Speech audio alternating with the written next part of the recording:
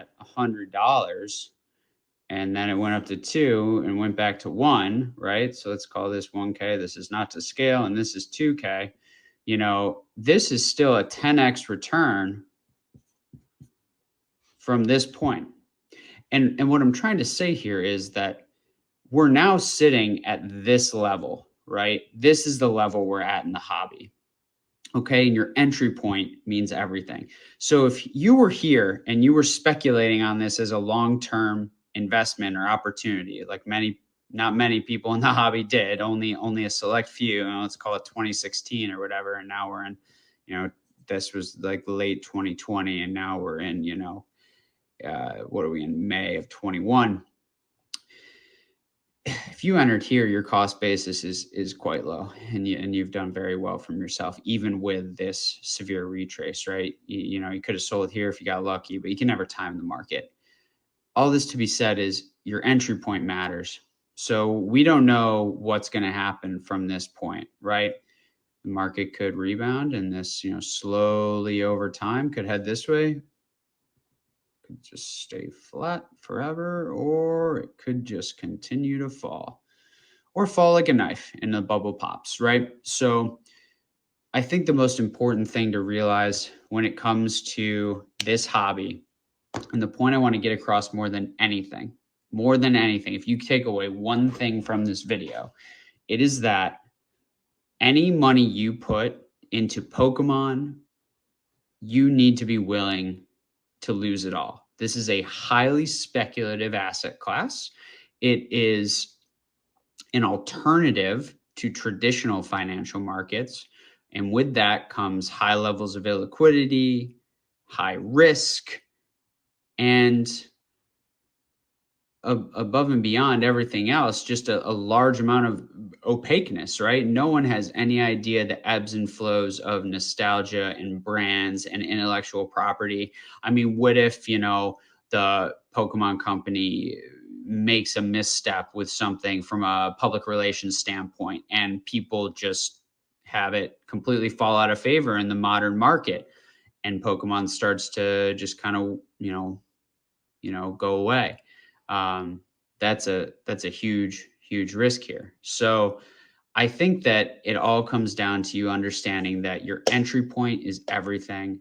Be willing for it to go to zero, and that you need to understand that this is high risk, and that at the end of the day, you need to be okay, just like me, that if this card only ends up being worth the 50 cents of plastic and the half-cent piece of cardboard, that you're still going to be happy.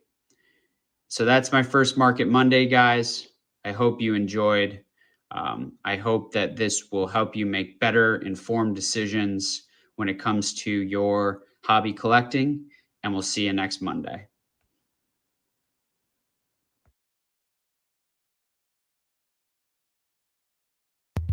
Well, hello, you guys. How are you? Yes, I went there. Clippers. I went there. Hope everyone's doing well. Before I start the stream, I want to say thank you to Jessica from Geeked Out Collecting for hooking me up with Rock Pokemon. Thank you so much. I could have not done a lot of things without you. And thank you for being such a great friend, for helping me out, you guys. I'm so excited to actually introduce Connor, but that's okay. The floor is going to be all his very soon, and hope you guys are doing well. I'm so excited, and I'm actually going to step out and let Connor, that the floor is going to be his. Hey, guys. How's it going? Connor. Tell us about yourself real quick. Sure. So my name's Connor. You guys can find me online, YouTube, Instagram, Rock Pokemon. ROC is for Rochester. It's in upstate New York. The real upstate, pretty close to Canada. So I'm about 6 hours from New York City. Born and raised here, moved away for school and work, made my way back. Work in the financial services industry, and am a longtime collector of Pokemon, sports, things around anime and other IP like that. You kind of see some of those things in the background probably. So really, really blessed and happy to be here. Thanks, Jess, for connecting me with Pokegal. Super, super pumped to be part of this community. And yeah, that's me. So just a small time collector who loves the hobby and hopes I can help some people make some better educated decisions when it comes to buying or quote unquote investing in collectibles. Gotcha. And I'm sure you're well aware of the stream. I always ask almost the same question. So pick a starter: Bulbasaur, Charmander, or Squirtle. So curveball, I was a Pokemon Yellow kid, so I picked Pikachu. But if I was forced to pick one of these three, it would be Bulbasaur for sure. Oh, Largely a function wow. of Venusaur being my favorite. Which I Ooh, think Travis last week, he was the same way. He liked Venusaur, yeah, but yeah, Venusaur. Like good. if I had to have one pack art of Hmm. a base set booster, it'd be Venusaur. So Bulbasaur, Gotcha. Favorite first generation Pokemon? Gyarados, Very 100%. nice. Very nice. This one, because you posted and you tagged me, I'm interested. Favorite waifu? Oh man, I'm looking down at them. Oh man, I feel like I have to go with Misty just because I'm like a Gen Nice. 1 OG Hmm. anime freak. So yeah, definitely Misty. Gotcha. Last card you sent for grading for yourself. For myself. So I just sent Mhm, about 15 or 20 cards to CGC. My friend Ryan, OG Retro, lives in Ithaca, mhm, New York. He mhm. gave me a Japanese jungle electrode, which had a Nice. like really nice swirl, really good condition cards, probably somewhere in that 8.5 to 9 range. So I just sent that in. That'll stay in my collection forever for sure. Nice. Favorite overall Pokemon moment? Um, That's tough. So I've done a lot of cool things around this hobby recently. When I hit 1,000 followers on Instagram, I did a live opening of a Japanese gym challenge pack. But then off camera, just for myself, I opened another pack and I pulled a Blaine's Charizard, a couple banned cards, and some secret rare cards. And that was just like it like took me back to being a kid, like on the floor in my grandma's house opening Team Rocket packs. So that was like super full circle special for me. Gotcha. Do you play any of the Pokemon games? So I actually just bought a Switch Lite. Uh-huh. I Uh-huh. haven't owned a system since I had an N64 in college. And so I've been playing Let's Go Pikachu just because it's basically a throwback to Pokemon Yellow. And then I'm really excited for the Arceus game, the like open world game they're coming out with next year. So, and then on my phone, I have an Mhm. emulator so I can always play Pokemon Yellow whenever I want, which is pretty That sweet. is so cool. What Yeah, other it's trading fun. cards that you play or collect? So I have all my Harry Potter cards from childhood, the base set cards. So I've been working out filling on the rest of the binder of that. Mhm. Um, I love a couple of the different Weiss Schwartz cards because I love anime. So a couple of those IPs like Sword Art Online, Gun Gale Online, stuff like that. I just pre-ordered Seven Deadly Sins, which is a newer anime, is doing booster boxes with Weiss Schwartz. And then sports have collected sports seemingly since I came out of the womb. I mean, I've got so much of it. So, but I don't play any of the games. I would like to learn to play Pokemon. I just haven't put in the time yet, but it seems Oh, super fun. likewise. Likewise, I don't even know how to play. Okay, well, I know. because you mentioned the Raptors, I'm going to ask you this, and they will not attack you, I promise. Who is going to win the NBA championship? And I'm going to hop back in with my Oh, Clipper shirt. oh boy. Oh boy. Um, Gosh, that's really tough. I think uh, oh God. I mean, the Clippers have a shot. The Clippers have a shot. I haven't been watching very closely lately. Uh-huh. So to be honest, I don't even know who all is still in.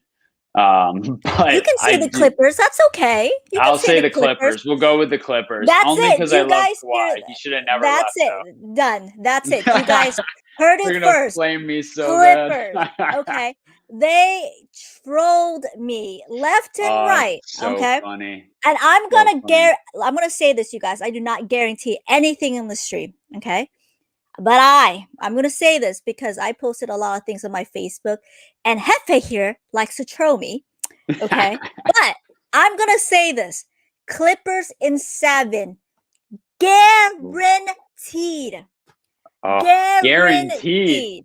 What Guaranteed. happens? What happens if they Guaranteed. don't? They can troll me, but it's not gonna happen. I did 2 guarantees, right? Ask Hefe. Was I right? And Scott, was I right in all of them? Oh, that's Yes, I funny. was. Clippers in 7. Guaranteed. Guaranteed. Looks like Scott has the Bucks. Oh, I'm it's familiar with the whatever, Scott. Bucks. Oh, geez. Guaranteed. But I'm going to do my quick shout out. Hey, Jessica, there's my mod. Holly, how are you? You guys, I have an amazing show and a giveaway at the end. We're gonna have a lot of fun. I want you guys. Hefe, there he is. There's my mod. There's Jessica. How are you guys? Scott. Okay, let me go here. Oh yeah, I am back. Guess who's back? Back again. Pokegal's back. Tell a friend. DNA. Any resident card. Okay, you guys. So I just want to do before on my Hawks. He used the S word. What S word? What S word? What S word? What S word? Guaranteed. I heard guaranteed. I guarantee they're going to win game 7. But I wanted to say, due to my background and Connor's background, I do want to do a disclaimer that we are not giving out financial advice and legal advice. Just want to let you guys know about that.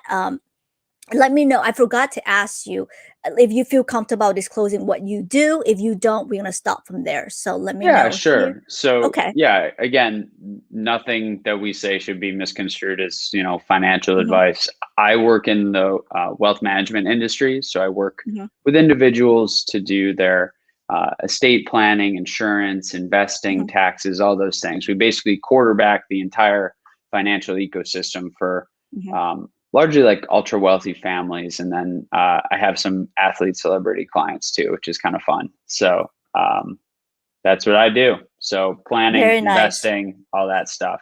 So a certified financial planner, you guys. So this is certified, okay? Not somebody that's just on YouTube getting financial advice. This is a certified financial planner, which I do plan to with take. no financial advice, though. Well, no exactly. advice. This is just for entertainment. It's just cardboard only. And then Mr. Locknet, yes, I am back. I'm pretty.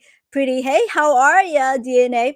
Well, we got a first question, you guys. I do want to talk about anything. The reason why I show that video, because I do want to talk about the entry point and how Pokemon cards, you could liquidate Pokemon cards. We're going to talk all about that. Those are verbiage that we want to talk about. I understand that, but I'm pretty sure I wanted to make sure the people that watch our show understand that as well. And we'll see where we go and what we think, or maybe perhaps what you think, if Pokemon is probably one of, without giving financial advice, right? If Pokemon is something we should, or anybody should perhaps spend a little bit more money on or less money on. We'll go from there. There's Jessica, you guys, Geeked Out Collecting. Thank you so much. So we have a first question, and then I have, you guys give me so credit. No problem. Oh, okay. Let me go here. Any of you to the Resident Evil playing card game? He meant probably any of you play the Resident Evil card game. I do not. No, is it a Weiss Schwartz IP or is it its own thing? Some games like what is it? I think My Hero Academia, like it's not Weiss Schwartz. It has its own whole thing. So no, I've never played that. I never really played those video games either. Oh, me too. So we have a question here, and hopefully you can answer your best. If not, we can always move on. This is just our best and just pure entertainment. Just want to make sure. So you're a investing advisor. What are your thoughts on AMC Entertainment stocks? I have over 500. No comment. tread carefully, I guess. Oh That man. is so funny. That is so funny. Uh, So based on that video that you uh basically, by the mhm, way, it's Rock Pokemon, you guys should go subscribe to the channel, and you put out that video and you talked about an entry point. Do you mhm. perhaps want to go over a little bit what you mean to perhaps somebody that doesn't know the verbiage, like a lot of, you know, a lot of people that are just not, they just wanted to learn, and what is an entry point, perhaps to someone that's new to, Yeah. if you want to explain that. Sure. So when I talk about entry point, like from my like the Mhm. world I come from, like stocks and finance, like it's very akin to what we call cost basis. So effectively, your entry point is your all in, including taxes, fees, and shipping, your purchase entry point for a specific item, right? So if I am buying a raw card for $10, I have to pay $3 in shipping. I've got $1.50 in taxes. That's $14.50. That's my cost basis, right? So that means that from that point forward, the money in I've had to that item is $14.50. And then, if I sell it for 15 all in, I've made 50 cents on that, right? If I sell it for 14, I lost 50 cents.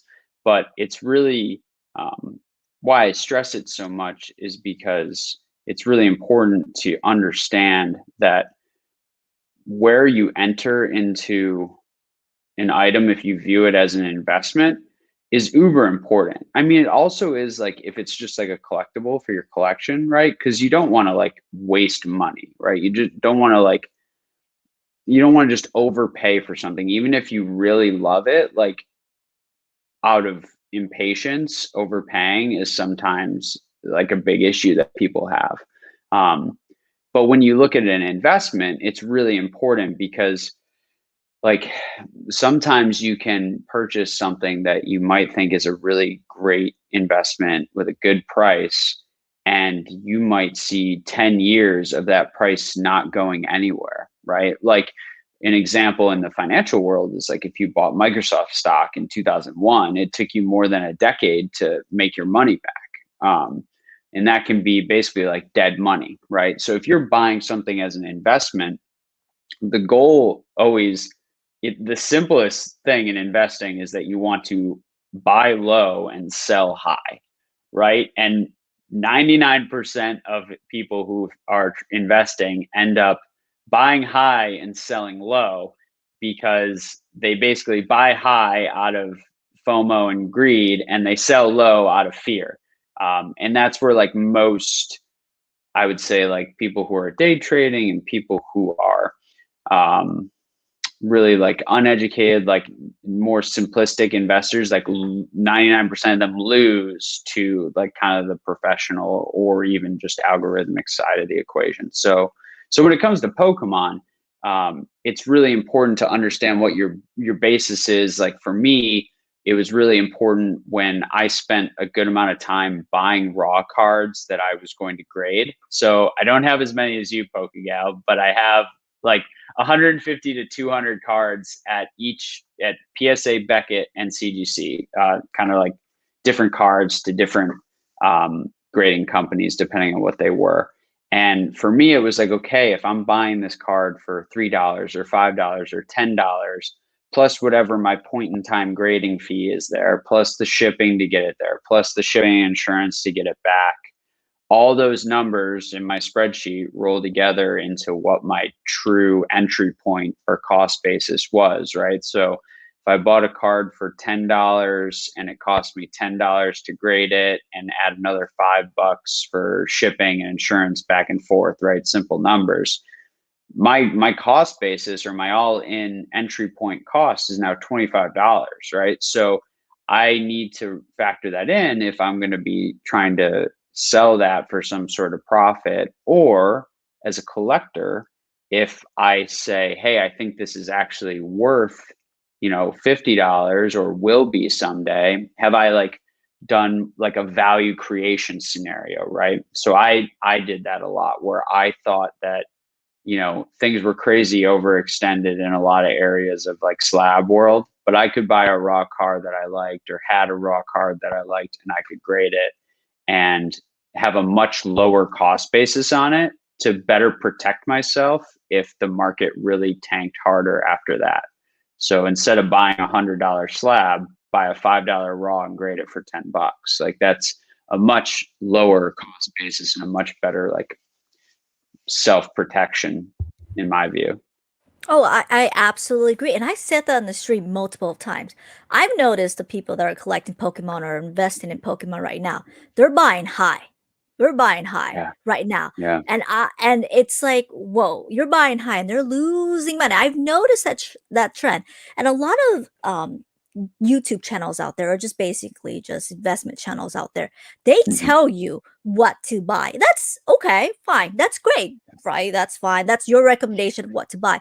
But the problem that's lacking is this: how do you make the money, right? How do you invest? And how do you really invest, right? And that's where it's lacking. You need the fundamentals of it, and they don't have that. And a lot of the YouTube channels I know, or just basically streamers out there, they go, okay, well, you can invest in this product, but you know what? Buy it from me. Buy it from me, right? I charge a premium price. Buy it from me. But in the end, are they really the people that are buying to those channels? One, are they wasting their money? Two, are they really investing? And that's where the thing needs to be answered. And I've noticed, no, the answer is not at all. It's pure entertainment.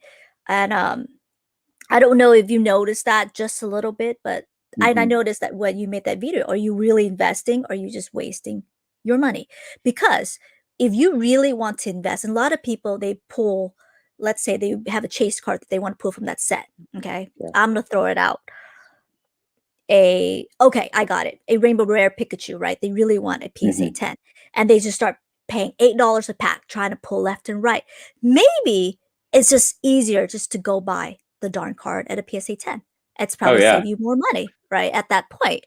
And I think that's where it's wasting your money, which is the entry point, right?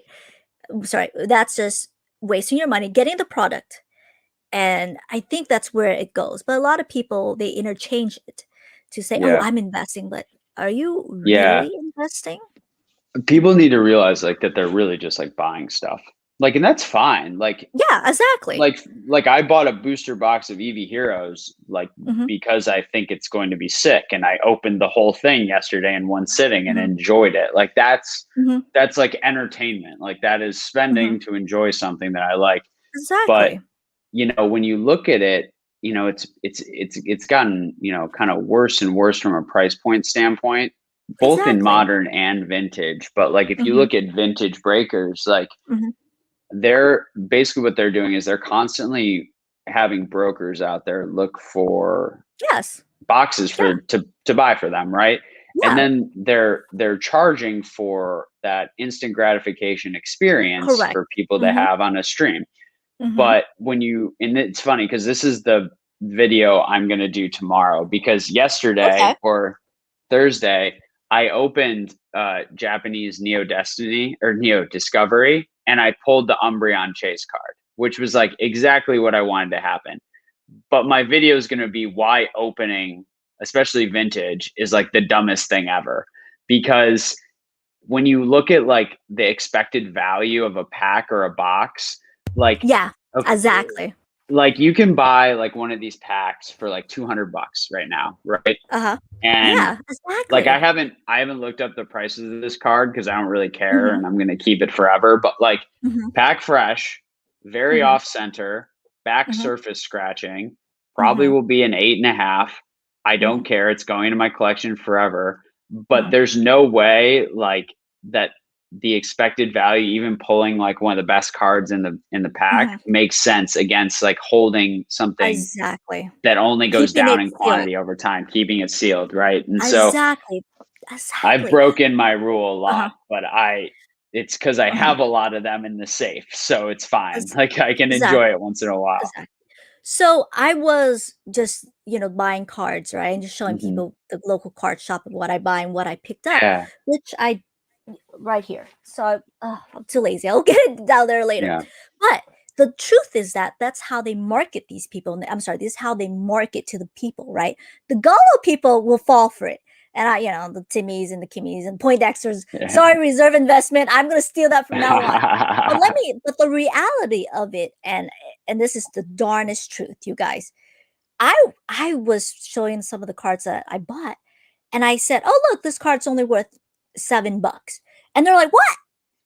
But the PAX is worth $320." No, the truth is that you paid $320 for a pack. You pulled a card that's worth $7. Okay, if you get a PSA 10, yeah, sure, the card's worth what, $200.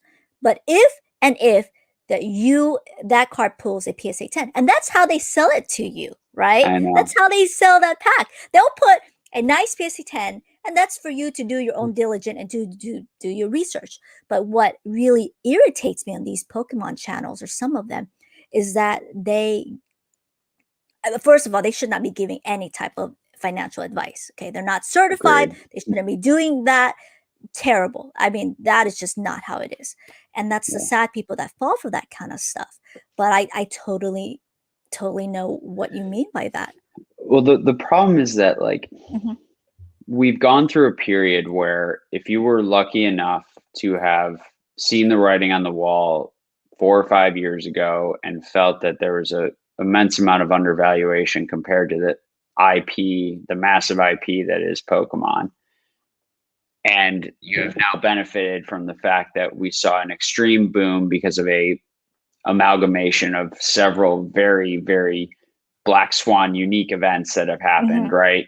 Between COVID and celebrities getting involved and what have you, right? All these things coming together to create this perfect storm. Like that, in a lot of ways, that was an investment and an investment thesis that played out probably much faster than most people thought. Like, I don't think people, like back in 2016 when I was like, oh, XY Evolutions, that's cool. That looks like base set, but like, I don't have any money to spend on this stuff. Like I could have thought it was a good idea, but like, there wasn't any way for me to like back up the truck. Like, I was just trying to pay my bills and fund my 401k, like help.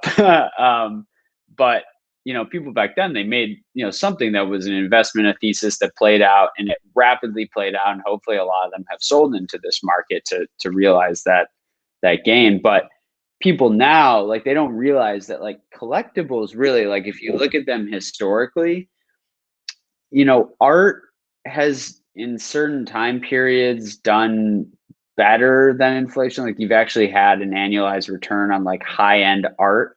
But honestly, a lot of these things are truly just like a keep up with inflation hedge type of investment. And that's really more a store of value than like a true like the way most people think of investments, because they only think of stocks, right? They don't understand that it's like a diversified portfolio and it's a piece of the puzzle. And if you got 100%, you put 5% of it in collectibles, and it only does inflation, but it doesn't go down 20% when the market goes down 20%, then it's a diversifier. And that's a little more probably complex than people want to get into, but that's kind of how I think of it. And now people are confusing the fact that like we just went through the most ridiculous bull market in a single collectibles history with how this always works. And we've basically compressed 5 to 10 years of returns, if not more, into like a 6-month period, right? And that's why you saw like a huge ramp up with a pretty significant retrace that we're going through right now. And we could sit through that for another 5 to 10 years. Like, we could sit or keep falling at this level, broadly speaking, right? There's parts of the hobby that are going up while others are going down, but people don't realize, like, really the people who are like entering in this hobby to try to make money, it's like they're trying to be a business. Like, flipping is a business proposition. Like, it's not, in my view, it's not really investing. It's like day trading. Like day traders, it doesn't matter if it's widgets or if it's AMC stock or if it's a random biotech penny stock. Like, it's just about the numbers and the charts and the at the end of the day, if you made money or lost money, right? And it doesn't matter. People could do it with Pokemon cards. They could do it with rare coins. They could do it with lumber, because like no one can build houses right now because there's no lumber. Like, it doesn't matter what the thing is. Like, that's just a business. Like, flipping and creating liquidity and buying low and selling high rapidly over and over and over again, that's really like a business in my view.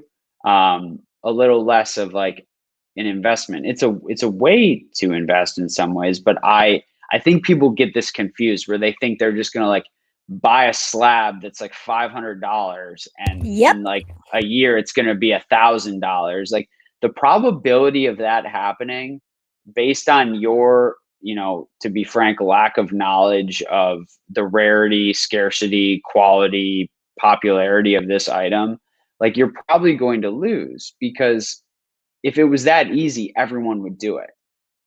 Like, that's what it comes down to. And like, I love this hobby more than anything. Like, I love Pokemon. I have grown up with this. Like, in my opinion, like the 90s and the early 2000s were the best time to grow up. Like, it was awesome. And I really hope that people continue to like love this hobby and really learn that it's not a get rich quick scheme. It's a really beautiful intellectual property brand that has like a lot of awesome facets to it. And yes, you might buy some cardboard that might like hold value or appreciate over time. And then there's sealed, which, sealed is a whole different ball game, but I I'll get off agree. my high horse. No, not at all. We need to talk about liquidity a little bit later. I want to talk Yeah, about for that. sure. And that's something that I have learned. We got to go back to the comments, but we're going to go and Yes. talk about that Oh, hey, just a little Squeaks. bit. I know I've noticed that. I was so Big fan. engaged. I apologize, you guys. We're gonna go straight to the comments, but there's some things we're gonna talk about liquidity, about just understanding just the basic of just investing, right? Again, Mhm. what we have learned and what I've without giving any financial advice and legal Yeah. advice, especially Yeah. because I'm an attorney and then you are a CFP. So we make sure we are doing this without making sure. But okay, For so sure. LeBron is still the go. Oh my lord.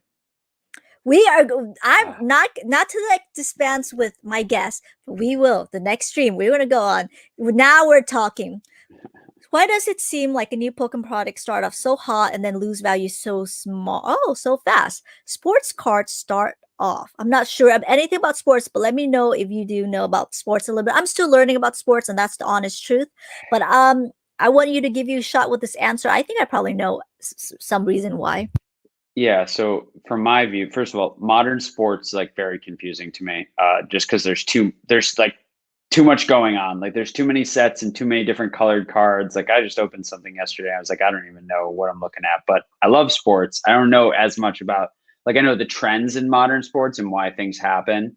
But as far as a new Pokemon product, like, I think it's a very simple situation of like FOMO, fear of missing out, that hypes up something before it comes out, that makes people overpay for pre-ordering it, and then when it comes out that the company is going to print it to demand, you just kind of slowly see or rapidly see that product's price fall off. People were paying $150 for, EV Heroes pre-orders, and like, you can get those easily for like 100 right now. It'll probably fall to even like maybe 80 or 75, like by, I don't know, it depends how much they print of it. But it's really just that like people are so nervous about like missing out, and they don't think rationally, because that's not really in people's like natures. So that's my view. And then if it's a dud set too, like part of it's like playability versus collectability, right? So like battle styles, very playable set, like will be printed a lot of, I think, for a long time, because it's like about the game and single strike and rapid strike and like all those things that I don't know much about, but I know they're a part of the game. Like, it's in the Pokemon company's incentive to print the heck out of that. And if there's only like one chase card, like, people aren't gonna want to pay absurd prices to like open that set, but like players will want it for like the next 5 years, and so there'll be a ton of supply because Pokemon's incentivized to print that. So that's what I think. I don't know. How about you, Pokegal? You're right. Well, the thing is that I've noticed something. This is something I want to mention as well. So, my local card shop, and I love them. Right, I've been buying from them for a long time. I've been buying from LA to Orange County, but mostly in Orange County. They told me over this past weekend Mm-hmm. that they said this, you guys, that Chilling Rain was not allocated at all. They told me that. They said to me, well, one of my local card shop, they have, and exact words, plenty. And they're doing a pre-orders for 130. So at first, I've noticed it was going online for 160, and then it was going for 150, 140 now, and 130. I wouldn't be surprised if it goes down to like 110. I won't. But they were taking pre-orders left and right, and they still have tons of pre-orders left at 130. And I said, so what happened? They're like, we're getting them. We are getting them. And people are not buying, and their pre-orders are not People sold haven't out. been around long enough to understand Exactly. that, like, okay, when the Pokemon Company came out and said, we're going to do reprints, right? They're going to do it. They're going to do it eventually, but people don't like put the pieces together. Like, you can't create a new factory overnight. But now that most states are easing COVID restrictions, production capacity at current facilities is obviously going to go up because you can have way, more people, more shifts, more runtime, more production. Like, just simply thinking about it, right? Like, a better supply chain that is coming back online in a more reasonable way. They're going to be able to get more product out there, and they would be dumb if they didn't, because they'll keep doing it until the supply demand mechanics don't make sense for them, right? Like, why would you not take advantage of the most booming time that your IP's ever seen since the beginning? Print it all. That's true. And I remember Roaring Skies. People were like, oh, we need more Roaring Skies. Pokemon says, okay. Evolutions came out. We need more evolutions. Pokemon says, oh, here's 5 more years. Generations, you want more? $27 a pack? Oh, we will print. We will. And they did. My Lord, they printed. And any card, and I noticed they do tailor. They try to tailor any card that's playable. They put in a darn tin, right? So I've noticed that. So, and I do want to do a quick disclaimer. I did post this on Facebook. Mason, I don't know if he's here or not. He did say that they do come in waves. For his store, they came in waves, right? But they did not. He got all the numbers he ordered. But my local card shop, for some weird reason, tons of it. First release, he said, oh, we went plenty. I thought it was interesting. Savari Zone, the owner, she did say that she was allocated down to 12%. But I want to know what the number that she ordered. So let's say she ordered about 10,000. They're ordered to 12%. That's still a great number. Still a lot. I should have asked. Number. But anyways, and it all depends on the relationships and all that. Exactly. And so I'm pretty excited. I think, and by the way, for the first time in a while, I saw Target selling Pokemon cards again. Now, this is why I think they realized we're not making any money. Put it back. Well, we saw revenue. Put it back. That's what I think. The online thing was never going to work. I mean, I don't even know how they tried to do that, but they have contractual obligations, most likely, with the Pokemon Company or their wholesale distributor, that like they can't just stop selling a certain like they probably it was just building up in warehouses until it cooled off. It was basically an optical PR move. Which, I mean, I guess you should probably do when sports guys are pulling guns on each other, but like it's fun. It's fine. I really want to talk about this next one. And Allen Hustle. Did she mention anything about LeBron? She probably did. She didn't. Oh, okay. Oh, by the way, LeBron was my dad's favorite, so I'm a LeBron guy. I can buy you are? Okay. I can. So the one piece of sports memorabilia I still want is a signed LeBron picture. Because I have Kobe and MJ, and I want to put them all together in one frame. But that's an aside. Gotcha. One thing I've noticed watching Yeah, Netflix one thing I've every 2 years noticed is is that. exactly. We gotta talk about this a little bit. So I've been getting a lot of questions about is black and white gradable, investable? Tons of it. I don't even know who in the world somebody is pumping up black and white. I've noticed this. Okay, now. Yeah, I'm not gonna say Yeah. names, but yes, it's Okay, so it's what's popping true? I up. knew it. Okay, I've noticed that, right? And Yeah. I just want to say something real quick about black and white, okay? And this is my opinion, you guys, okay?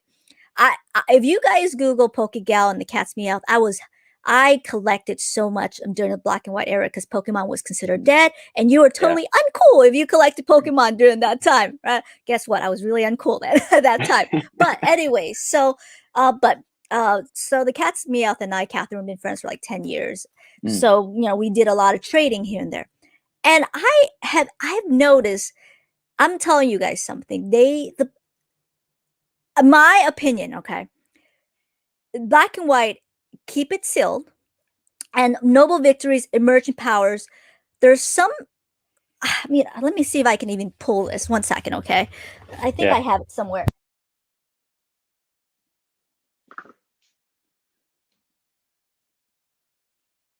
I don't watch a lot of PokeTubers, but you need to tell me after the chat because I do not want to expose anyone. But let me see where this. So I got this for like $4. Right, it was $6. I negotiated down. They're like, "Oh, $4," and the Darkin was Tornadus sitting there. VMAX full Yeah, art and or there was a whatever. very nice, and there you go, right? A couple of these, and Oh, I'm telling you guys, and they were telling me, should I grade the hollows for black and white from noble victories and emergent powers? I'm telling you guys, if you guys think I'm legit and I've been collecting for a long time, I will tell you something. I have never, ever, in my whole entire lifetime, I know a lot of people and I go to a lot of leagues. Never, ever, anyone has ever asked or looked for says, "Hey, do you have a PSA 10 black and white hollow?" And I don't name a black and white hollow. Like, let me see. I have never, and so this I is mean why that's this is happening, I think. Okay, so I okay. think this is happening because, and we've seen it happen, like where. A quick disclaimer, except for some Pokemon like probably Blastoise and Charizard, there probably is. But let me look at some of the hollows. But keep on going. Sorry about that. No, it's fine. What I was going to say is, people are trying to effectively predict the future by going further and further out on the curve of Pokemon's life, right? So people are just trying to make bets on, these cards in 10 years. The classic thing, and I've said it before, right? The people who are collecting this stuff are like, 10 years away from their, having the actual amount of discretionary income to be able to, want to buy these cards. So collectors or people who are investing are buying them now, trying to create that self-fulfilling prophecy of them being worth a lot more in 10 years, which it could happen and it could not. So the hold it really effect. Hard to say. Got it. I understand that's that. what I think. Okay, the hold it effect. Got it. Okay. Yeah, So I'm that's just why thinking, people got sick of vintage and they vintage WotC, and they're everyone's on EX now, right? And Hisoka's like the OG with EX. He loves that stuff, and it was really cool to see that. But a lot of people are pumping it now because it's what's next? What's next? So that's the Dragon Vault. I'm positive that's a subset. I think that was out of 20 cards. I could be wrong, but I'm just saying. That's a Pikachu. So some of these are exceptional, right? This is the black and white Plasma Storm. There's also black Plasma Storm Secret Rare Blastoise. But I have never, and tell me if I'm wrong. Tell me in the chat, guys. I've been collecting for such a long time. I have never ever in my entire collecting has anyone ever asked me, or even I looked at it and says, "Do you have a PSA 10 Virizion?" Never, never. I never. And that's where I think a lot of new collectors, they don't understand just because that card is not, nobody grades that card or low pop, is because nobody wants that card in the first place. There's no organic demand for that card, right? Exactly. And I'm telling you, black and white, be very careful. Be very careful on that. It was dead, and there's a lot of combinations to more black and white, right? You got to have people that want it, organic demand to it. I don't think with emergent powers, I don't think noble victories.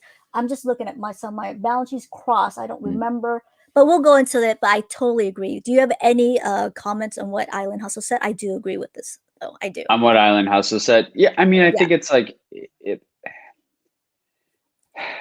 Yes, I mean it happens. I think that we've seen it time and time again through, especially through this hype period. But it's just like it's just simple, like pumping your own stuff, right? Yeah. Like I'll be very Exactly. candid with people, like because I like for me, like I don't need to like make money in Pokemon. Like I just really like it. And if I do, like that's really cool. Like my goal's always been to just kind of like de-risk my entire collection, right? Like basically if I can buy like a handful of things and sell the rest of them to cover that cost, like basically make my collection free, right? But like I'll be totally transparent with like people with like what I think's legit, what's not, what I own. Anyone can ask me anything about anything I own and what era it's from and what I think's interesting. Like, and most of these guys are not doing that because it's obviously not in their best interest, and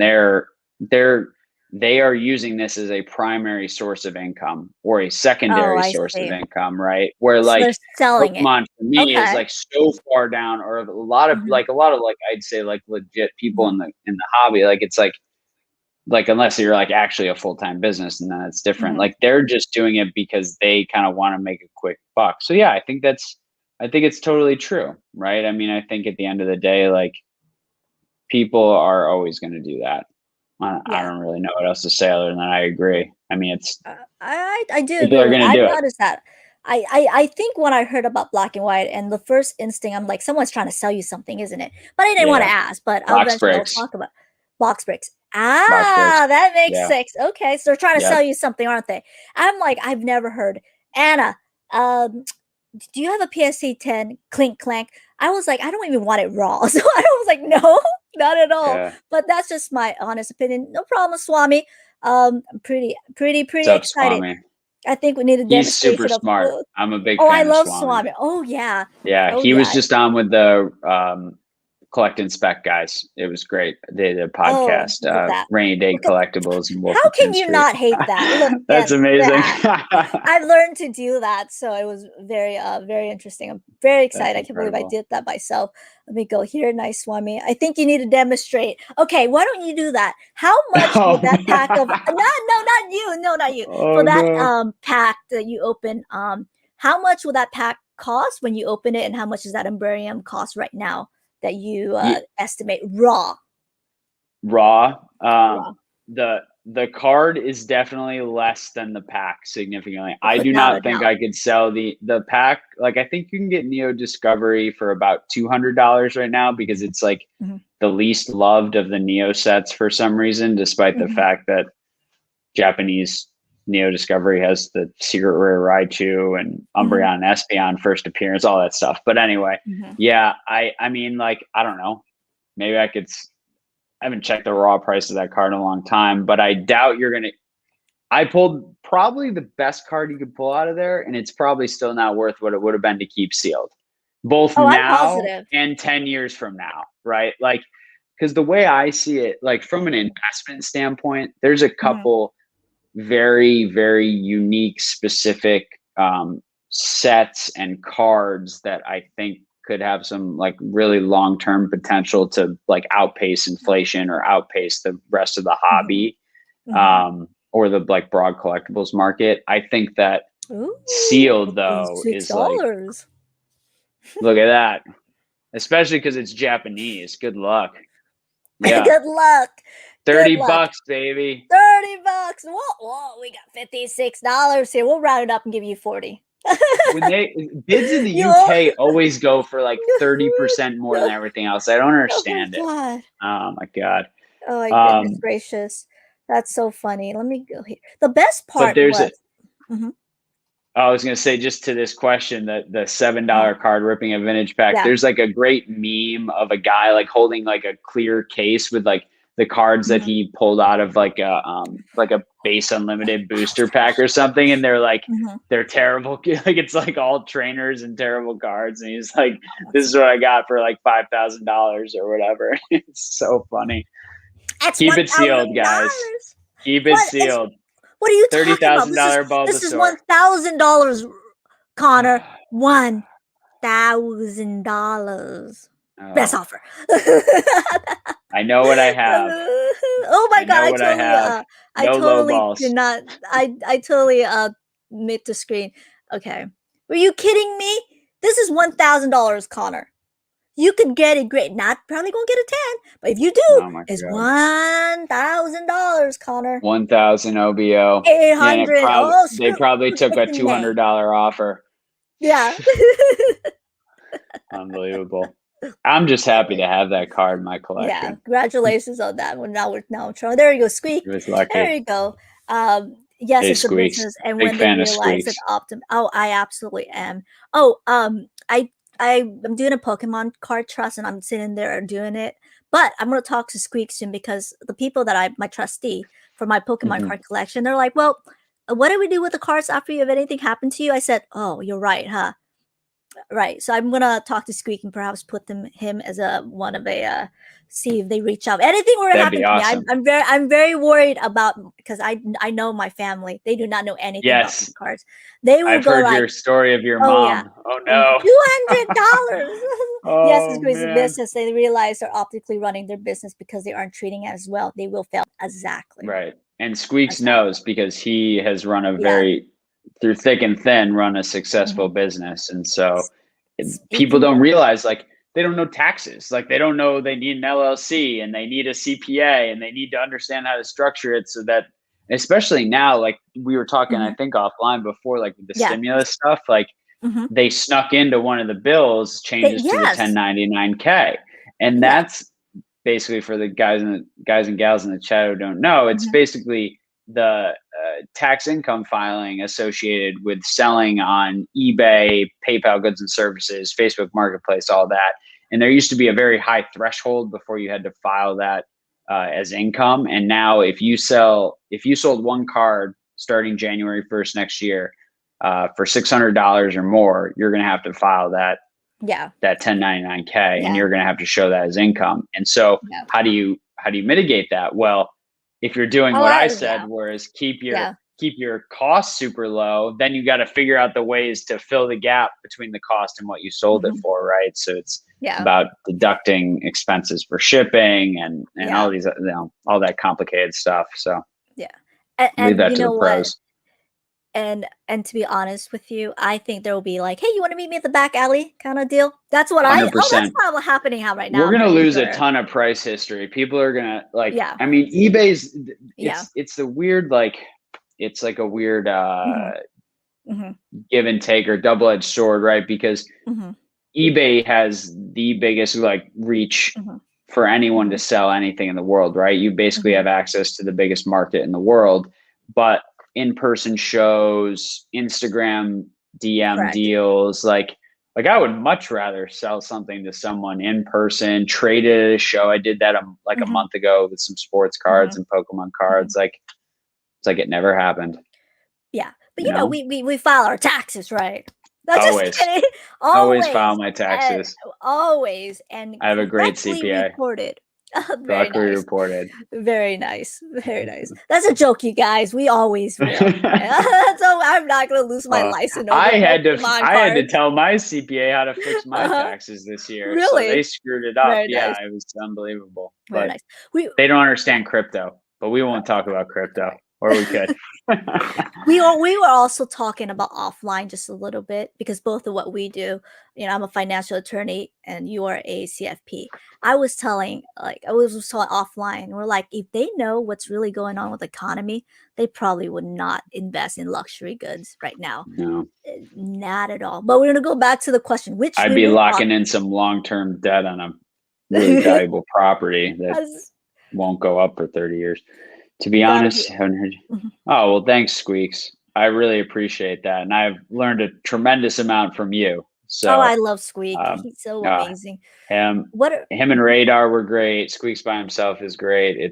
yeah. The content's fantastic. So thoughts on holding sealed for the long term? Ooh. Let's talk about this.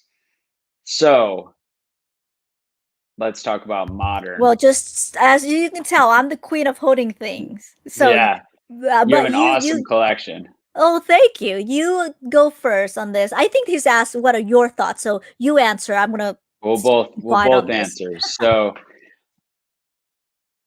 with modern, I think it's incredibly difficult to it's a very big gamble to hold it sealed for the long term, especially for very like generic items, like things that were even off the get-go were printed in pretty much abundance, right? Like if a set was based around booster boxes, if you're just holding those for the long term, because of the ability for the Pokemon company to basically reprint anything they want,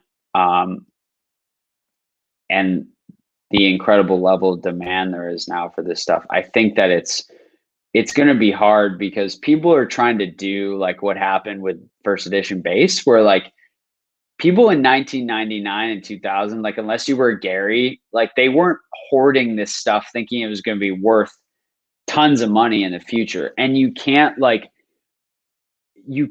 create the self-fulfilling prophecy here, because if everyone hoards sealed XY Evolutions booster boxes and 20 years from now there's all that hoarded supply that's not rare nor scarce, and therefore it can't be worth, from a supply demand standpoint, an incredible amount of money, right? It just doesn't work like basic economics.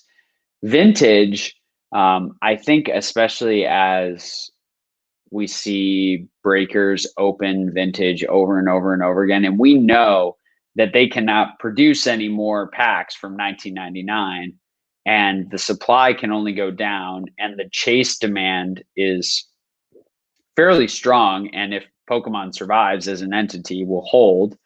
I think that the best and most quote unquote investable portion of the hobby is vintage sealed, but that's if you can keep it sealed. Because most people don't have, I think, the discipline to keep anything sealed, whether it's modern or vintage. Like all of a sudden you have a bad day and you've opened the safe and ripped open 10 base set packs, right? Like it's inevitable. It's human nature, and people love that chase. So it takes a very, very strong amount of discipline, I think, to invest in sealed. It's always been the route I've gone. I think that if you can grade it and get it in an uncrackable or a highly difficult to crack case, that helps keep it off your hands. But I think that modern's really tough. I think that some of the more esoteric or unique modern items might be an interesting place to hold for the next 10 years, 20 years, right? And I have some of that in my collection, full disclosure. But I'm much more confident in the value proposition around sealed vintage. But I could be wrong, it could totally, people could not care about Watsy era at some point, Yeah, the thing is that I don't think when you talk about entry, right? I don't think there's people that have capital to even perhaps get like a vintage Wizard of the Coast booster box, right? I think so. So that's where they jumped on the modern train. Now, and I've said this a lot of times. I don't know. Me and you, we don't have a crystal ball. We don't. But I can tell you from an objective point, because you have these Facebook group, you can tell there's groups that are completely dedicated to just keeping things sealed and motivating other people. Keep it sealed. Keep it sealed. And I can tell you, I see so many sealed products stored. So many that are stored right now. Okay. But that's the difference, though. The difference is that back then I kept all of this. Who knows, right? But I've always noticed a trend that sealed tends to keep a little more of their value and go up steadily. That's why I keep that sealed. I've always noticed that.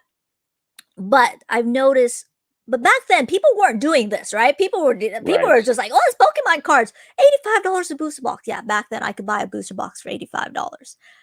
I don't even know how they were making money back then. But anyways, so and I kept it sealed, everything sealed. But that back then, people weren't doing what I was doing. They're doing it now, right? Right. So the competition is probably more people are going to compete with people that are doing it now compared to someone like me who has all this stuff sealed. Back then, people opened it all. I Yeah. think I to me, it's probably one of the safest bet. Okay, but it's how you do it. It's how you do it. Right. I've noticed Vivid Voltage. Someone put on Facebook they were selling for 150. 150. It went back. It went down. It was what 280, 250, Yep. and now it went down to like 200. Now to 150. But it's how you do it, right? You never. My recommendation is to never pay above MSRP if you are, I guess, Yeah. And never, honestly, never. I think that and this is just my opinion, like this whole like MSRP floor theory is like I think that things can fall below that number. Like we're They seeing that have with battle battle saddles. styles. Yeah, Yeah. The people are shelling those ETBs. They just want them gone. It doesn't matter because they just need their money back to roll it back into the next thing. Like, and that's the difference between being like a collector or investor versus a business, right? Because the business will take the L, they'll net it against income, and they'll just roll that capital into the next thing and try to make money on it. Like that's a business. That's how a business functions. But like as an investor, like you got to realize like you can get totally killed on some of this stuff. Like there could be no floor. Like people might never want modern product at some point, right? If you have a, you know, we've seen it. There's some really bad sets, but what's the one I'm thinking of? It's like a 2017 set that everyone. Oh, Steam Siege. Like oh, okay. people do not like that set, right? Like No. the probability of that being an investable asset for the long term is very low. Mhm. But It's just if you it's were to tough. pay MSRP, well, back then, I don't know. Back then, let's say it was Who 100. knows? Who knows? Okay, Yeah, you probably did make a little bit of profit because I probably sealed booster boxes. What bro. I 200? I don't know. I'm If throwing you numbers sold out there. it, yeah. I mean, Yeah, like if still something. you Your ROI is still there. so good, yeah. I mean, extrapolate over how many years, and but that's Exactly. one if you can, you know, if you can sell it, and Mhm. two, if what was I going to say? Basically, that good enough. It's basically that you can still have had a poor entry point. So it really Correct. just depends on what you paid for it. Exactly. If anything worse, you break even, right? Hopefully. Yeah, that's the hope. Hopefully. Like that's the hope. Hopefully, right? So that's why, Yeah. that's I think it's a safe thing, and I'm very biased, as you guys Yeah. can tell. I'm very Yeah. biased. Oh, what I was gonna So, say is that mhm, it's safe in mhm, relative terms to poke. mhm, So someone put out a video the other day, and I made a positive but very pointed comment about the fact mhm, that people try to like say, okay, sealed's like bonds and ETBs are like mutual funds and booster box or whatever, and like cards are like stocks, right? And but they missed the whole point that all of this is very high risk, right? Like you are investing high amounts of money in a very high risk area of investing because it's a alternative that has very little intrinsic value, right? Like from the fact that like it's like a piece of cardboard, right? But then there's the whole obviously the nostalgia and the chase and the all those things around it add value to it. But it's like always remembering that it's like super high risk. Like at the end of the day, like viewing this as an investment. It's nothing about anything in this hobby from an investment standpoint is safe in my opinion because the IP could be wiped off the face of the planet tomorrow. I mean, what if Disney buys it and screws it up? Like, which I think I said in that video, like probably will never happen, but you never know, right? Like, so there's a lot of risks I think people don't don't think about. There are people That's who true. have bought Mhm. boxes recently, like at the peak, Mhm. that they might never recover, right? And then they That's might very just true. open it, and basically you just paid for something to open, and good for you, but it That's wasn't true. an investment. So Yeah, you did mention that in your video, right? What if Pokemon did something completely out of hand? People are like, "Screw yeah, Pokemon, I'm out of here," right?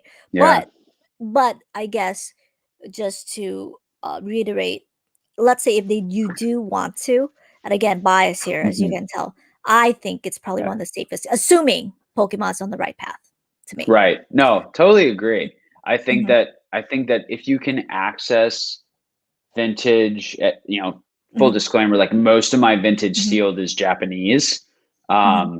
largely because the price points have always even been cheaper Hmm. than English, even when they like weren't expensive at all.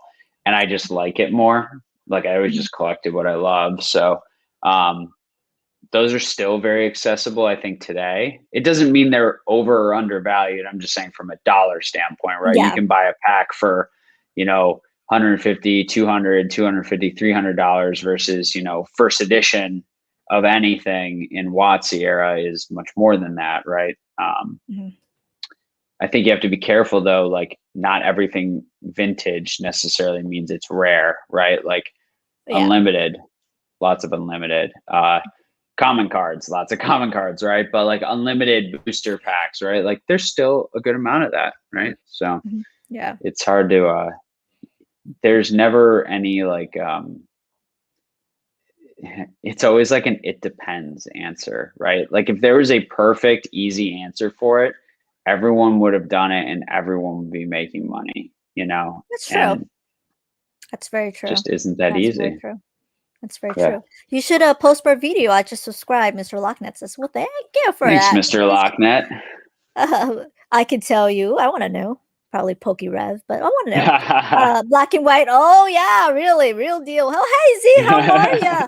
How are you? How are you, Wizard of the Coast, Dorado? How are you doing? Great to finally watch you. My boss gave me homework to watch you. What? What, Lori? Okay. There you go. Geeked Out Brock's game. Okay. Poke Knowledge, how are you? The generation with money in the hobby just isn't familiar with black and white. You can pick them up for cheap and controls pop reports temporary. People are trying to have the cars exactly. Yeah, Somebody's doing it. Because I've been getting a lot of these questions like with black and white. I'm like, whoa, whoa, whoa, whoa, yeah. whoa. Where is these questions There's a coming couple from? guys The breaking first thing that boxes. I said, somebody's pumping it up because they're selling something. That's what it is. And I'm letting you guys know. Black and white, be very, very, very careful. That came out when Pokemon was dead. And Yeah. I've been collecting for a long time. I have never, like I said, made that joke. Never heard anyone ask, Pokegal, do you have a PSA 10 Verizon? Never. Or even a 9, or even a 1, or even a raw card for that, dude. Please double check. Of course, there's some secret Crazy. rares and there's some full arts that you probably can. But I would double check on that, do your research. But if there is black and white, I know there is this Dark Explorer, right? And there Hmm. is there's Dragon Exalted. I have these boxes up there somewhere. But Plasma Storm, That's like Plasma my Freeze. weakest era of Pokemon, 100%. Yeah. It's the least I know about, right? Yeah. And but I Hmm. will say that something important that Poke Knowledge cards pointed out Hmm. is like about people controlling the pop reports, right? And like Hmm. how people can, first of all, people don't understand pop reports, right? To your point earlier, like something might have a very low pop because no one ever wanted to grade it before because it was never worth Exactly. grading. So it wasn't worth anything. It was a freaking base set unlimited dugong or whatever, and like no one wanted it, right? So you have to be really careful with that, and also you have to be careful of people hoarding items, right? Like a great example, I think, are not any, but a lot of, because they're all different. The Wizards of the Coast Black Star promos, like there were certain ones of those cards that I think, I have a feeling there are a ton of out there. Example is the holographic Eevee. It's like that tri-colored holographic Eevee. I've always wanted one of those. I've never had one. Like maybe I had one as a kid. I don't know, but I'm willing to wait as long as it takes because I just keep seeing more and more come online, more CGC slabs come online. And it's funny because like there's very few 10s in that card because it was difficult to grade in a 10 because of the hollow, but there's tons and tons of 9s, and the pops keep growing. Like I pull the pop reports every month for like probably like 10 different sets, 12 different sets. And there's people who will slowly just drip these into the market, right? There's some people who will like get afraid and dump all their stuff into the market, but there's very smart people who will sell into every market, but do it very slowly. So they'll grade the card and they'll sell a couple, they'll list a couple more, they'll list a couple more. And you see it, and it's very like simple because they hold the population, right? They hold the raw inventory. They can slowly grade it, slowly flip it into the market at every price point. I mean, I hate to pick on this card. This is the card that I bought for $4. I'm not putting the Tornadoes collection one? yet. I bought this for $4, and this is very, very nice. It's a little bit OC, but you're right. Let's say pull black and white. I don't know what set this is. Emerging Powers. I'm gonna throw it out there. I think it is. I could be. Two of them, right? Like the two. Tornadoes. I don't know. I don't know, but I know this is black and white, right? The thing is that I've always told people, like, people are like, oh, Pokemon investment is easy. Pokemon's. I'm like, no, I think I disagree. I think it's hard. I've been collecting for 2 years. I think it's hard because you need to understand the knowledge of the card. You need to understand, do people want that card or at all, right? So what's the historical significance? Who liked it? How much of it was like? Correct, right? So let's say if I get this darn card graded, it comes with PSA 10. What are the chances of me getting to sell this card? Who wants this card? And I've never heard of anyone goes, do you have a PSA 10 Tornadoes? I mean, there's probably some people that want to get their collections. I don't get me wrong. But is the demand there? Is the organic demand, is it there? Or is just a bunch of people that's hyping that card and saying, buy that card, right? So that's a different thing. So anyways. Totally different. I do want to know now. Hi, Poke. Oh, hey, Laura. How are you? Black and white. I agree. Well, there's some sets. It's not bad. There's that Dragon Exalted Rayquaza. We'll talk about that a little bit there. They just slip eventually. If you stream with their friends, you bring up, oh yeah, I bought these booster boxes. There were 75 a piece. Really? Oh, okay. She's saying, yeah. What the back? She's saying that basically no, like these guys were pumping stuff. Like they slip up once in a while. Like they'll brag about the fact that they, bought it for 75 and sold it for 150. Like whether it's in a clubhouse or in a Discord, like people can't keep their mouths shut. Because they're just young and have a lot of hubris. It's sweet, impressive. You had a good time. Oh, that's very nice. I want to double check. Dollar Tree, glad to hear you well. Oh, hey, Fighter, I got your package. I went specifically today, your package. What is your favorite EFT? Is it passively or actively managed? Ooh. Yeah, I can't answer that question. I don't have a favorite. It's all in context, right? Like, but ensured your collection. I'm gonna do it right now. Some of it's in the storage. Hey, Dimia, how are you? I do 1099K Square. The freaking stuffed animal took 1 year to arrive. What? I have no idea. Is this your friend by the chance, Laura? No. No. Well, hello, Laura. Welcome. Hello. Welcome. Always report those tax administrators. You're shut down, fined, prosecuted if you don't. Yeah, especially in the hemp industry. The LLC that's to great. Pokemon. Hello, James. How are you?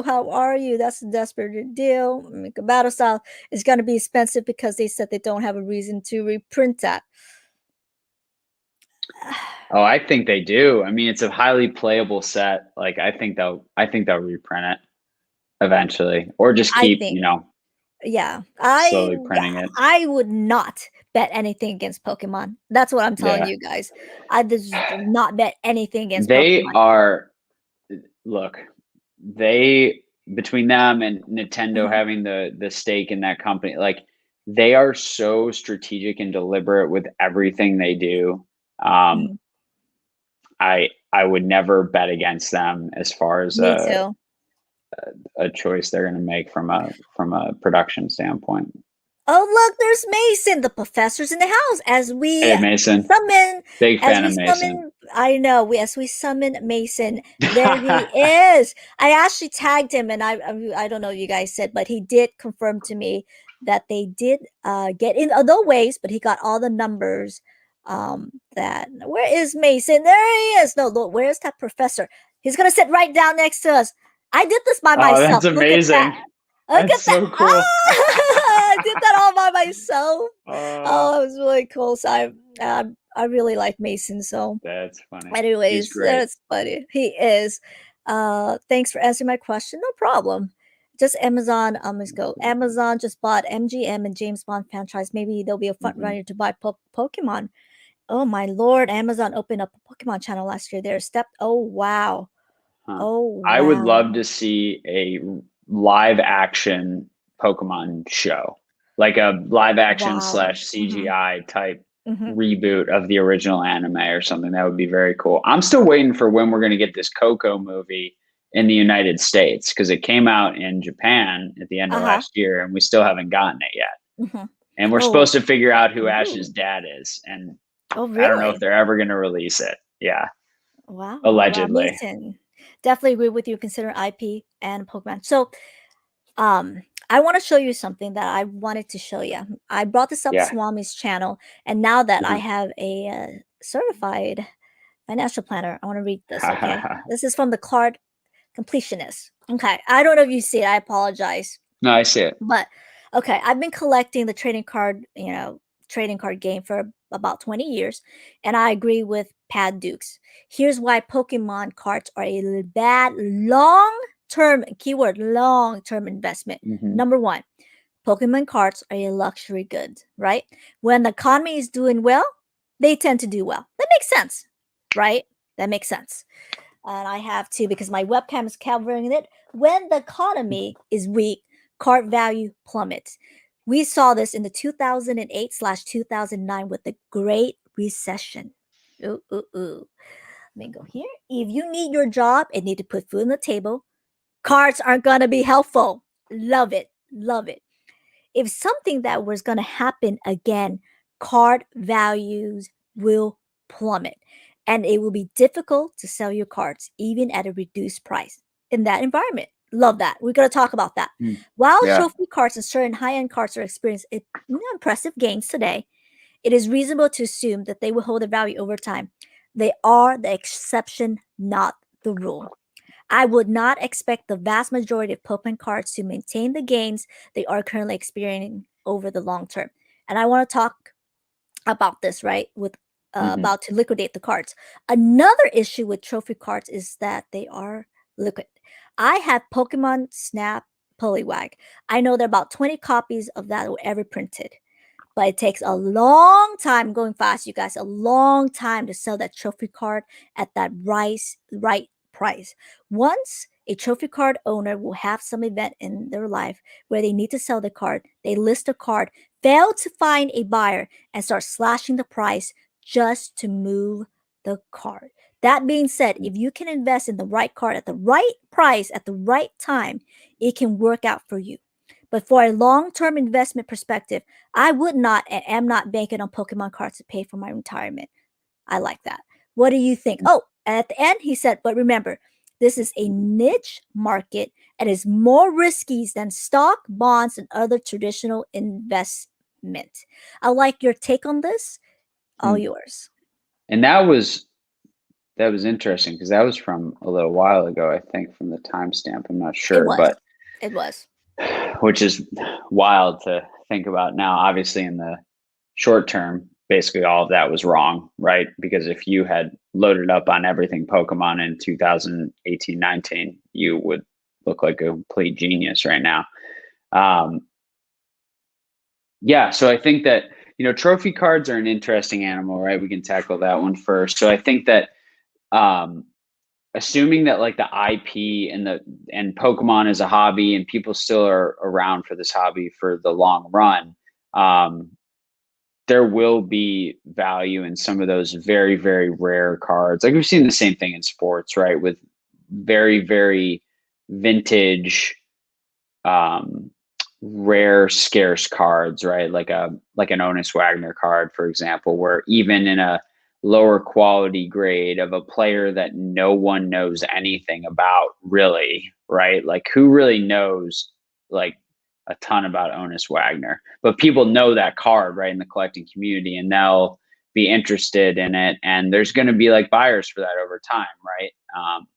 Even though it's like no one grew up with it, there's no nostalgia associated with that card. Like everyone who basically saw that guy play is probably dead. I have no idea. Like, I don't even know what year it is. But with trophy cards, it's like, it's that same kind of idea where they're going to be these very like rare, low population, some of them unique cards over time, that there will probably be buyers for, but it'll be a scenario where once they go into certain collectors' hands, they will stay there for a very long time.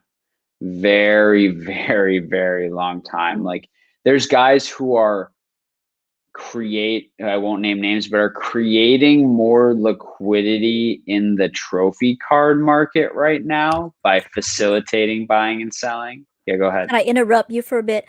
Yeah. I understand what that word means, but can you please explain it to perhaps the viewers that don't understand Yeah, it? yeah. Liquidity. Yes. Liquidity. Yeah. So basically, how liquid or illiquid something is when you're buying and selling it is basically the ease of the ability to buy and sell it, right? So let's compare a stock with a Pokemon card. Okay. I can go on my phone anytime between the hours of 9:30 and 4 on a weekday.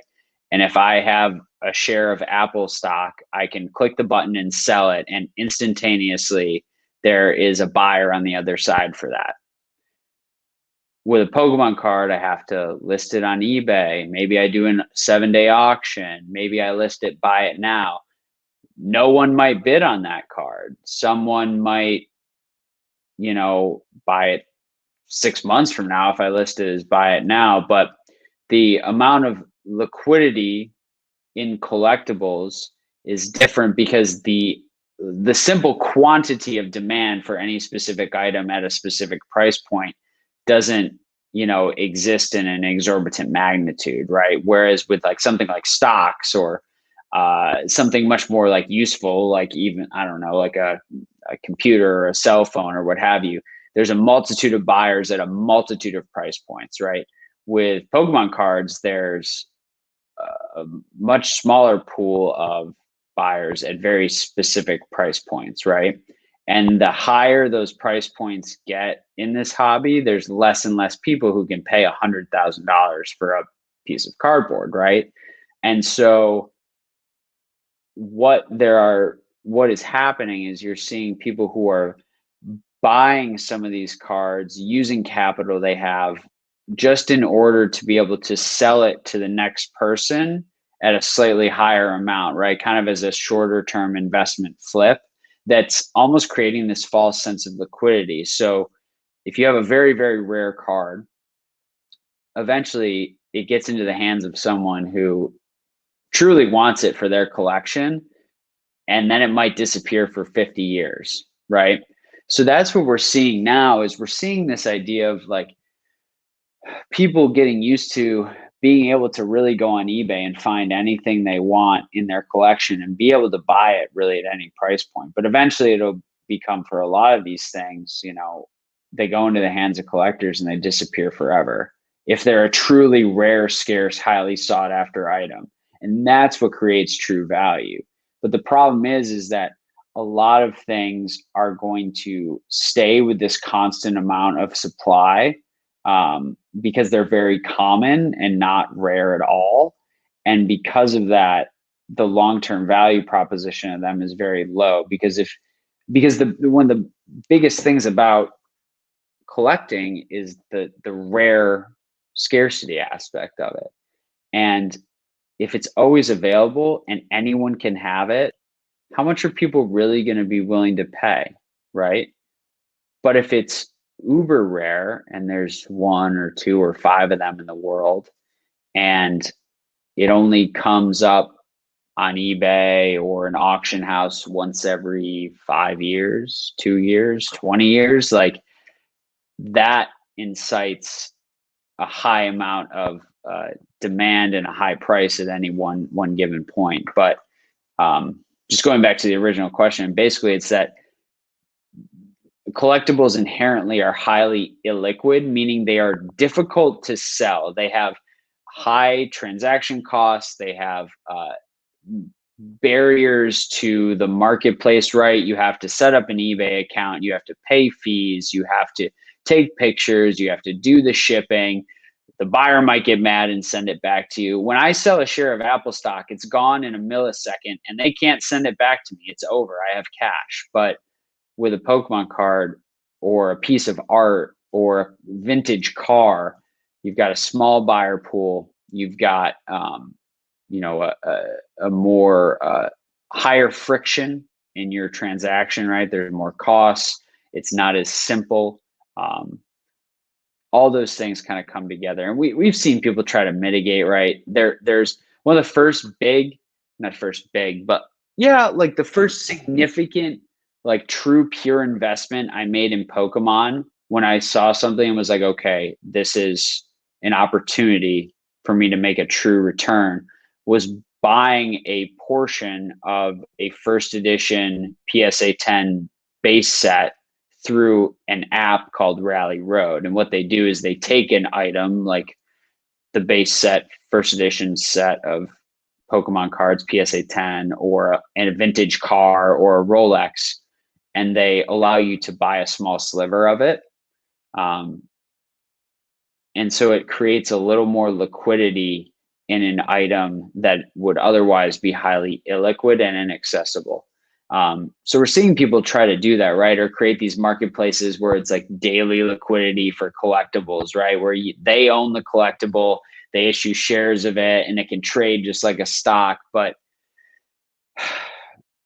I don't know if that will catch on in the way people think it will, or that if it's like, what happens if there's basically a run on the bank, right? And everyone wants to sell their ownership and the asset isn't worth the collateral to pay all those people out. Like, you run into a real issue with something like that, because then they have to sell it at a certain price point to cover themselves. And it's kind of a mess. There's a lot that goes on there, but yeah, that's absolutely true. liquidity. It's basically, I can to ramble sum it up. sometimes. Sorry. No. I love it. It's basically, to sum it up, liquidity is how fast can you sell the darn thing?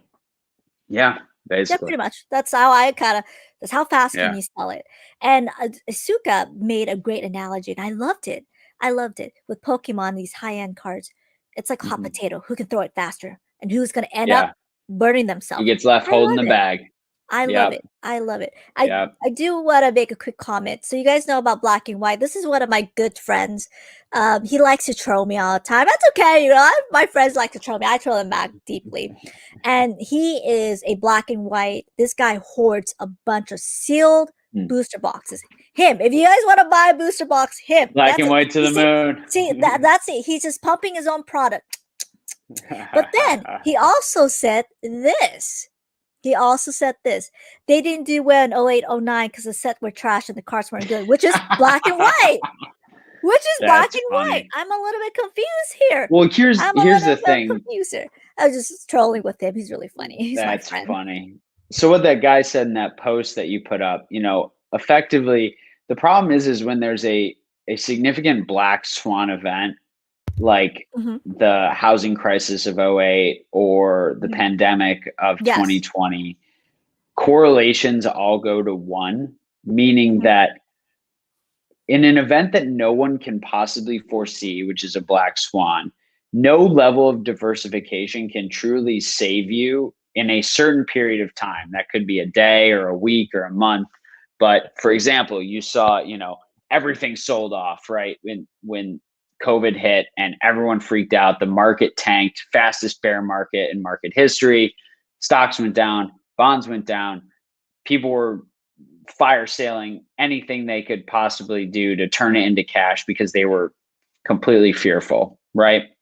And so that's why, like, as a long-term investment, yeah, when a black swan event happens, like, people just want cash. It doesn't matter if they're holding stocks or they're holding coins or whatever. Like, they want to have cash because they're scared, right? Like, that's what people do, right? That's fear. Yeah. When you buy a house, that's what the offer is like. We have cash. I'm like, okay, okay, it's a little Yes. bit more tempting. Even though when you go through escrow, you get the cash in the end at the end, but they go, we got cash. Ooh, We got we cash get right a little bit now. more Right. tempting, right? That's how I've Bird in the noticed hand. that. Yeah, Yeah. I'm sure you noticed it So when you go buy property. We have cash. yeah. Okay. Yeah. Like, okay. Especially now, it's insane. You basically have to pay cash or else you're screwed. And 20% over, and give them a puppy and Well, a I live free in Orange vacation. County, so Oh absolutely true. gosh. Yeah. Absolutely My true. brother lives out there. It's insane. Absolutely true. Right now, I'm one of my friends from real estate. He told me the little trend that's going on in just Orange County.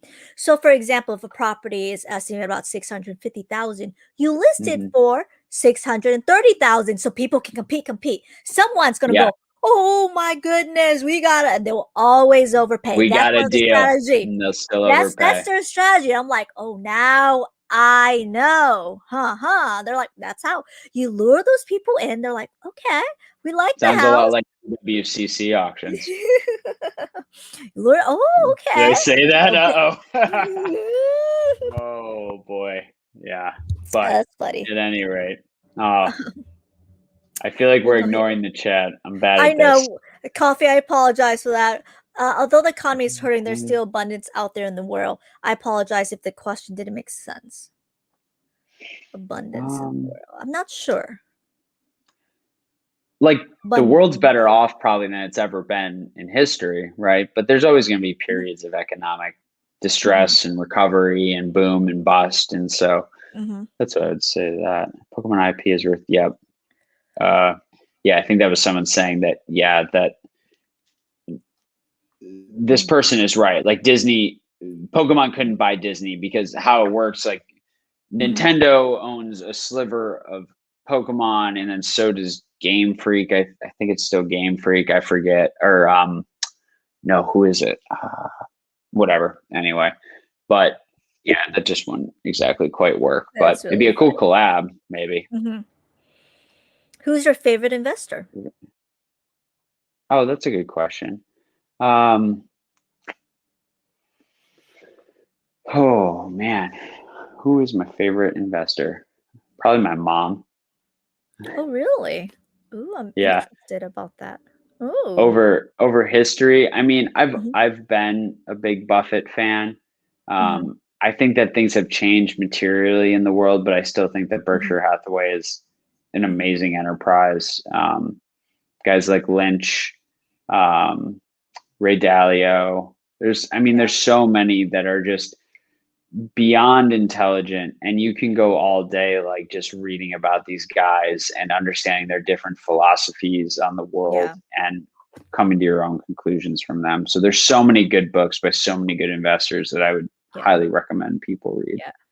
Buffett, I was watching a little bit about him, and someone asked him in the audience, says, what is one of the worst investment? And he said, and this is Mike, how much time do you have? It was the best thing, right?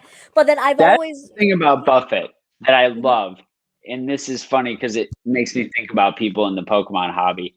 Like you never hear people talk about their losses because they're highly insecure and they're really not that good at like investing. But like the best investors in the world will always tell you about the things they were wrong about because they always figured out how to make themselves better because of those mistakes. Like I've made mistakes in my investing career, and I recently made a significant one from my personal standpoint. Like it didn't hurt me like in a crazy way, but I looked back on it and I was like, wow, I need to learn from this because me not staying disciplined to this, thesis I had hurt me, right? And being able to like recognize that is super important. But people only like to show their wins, especially now, because it's all like for the gram and not for actual reality.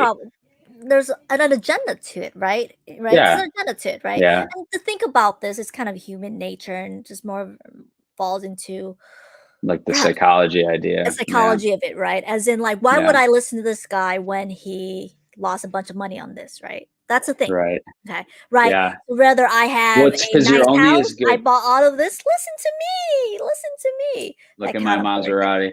It's because we live in a society where it's like, what have you done for me lately? Right? Like people are only as good as like the very last thing they did for you because people's attention spans are like 2 seconds long. So you can't like show losses or like weakness because you get eviscerated in this, Yeah.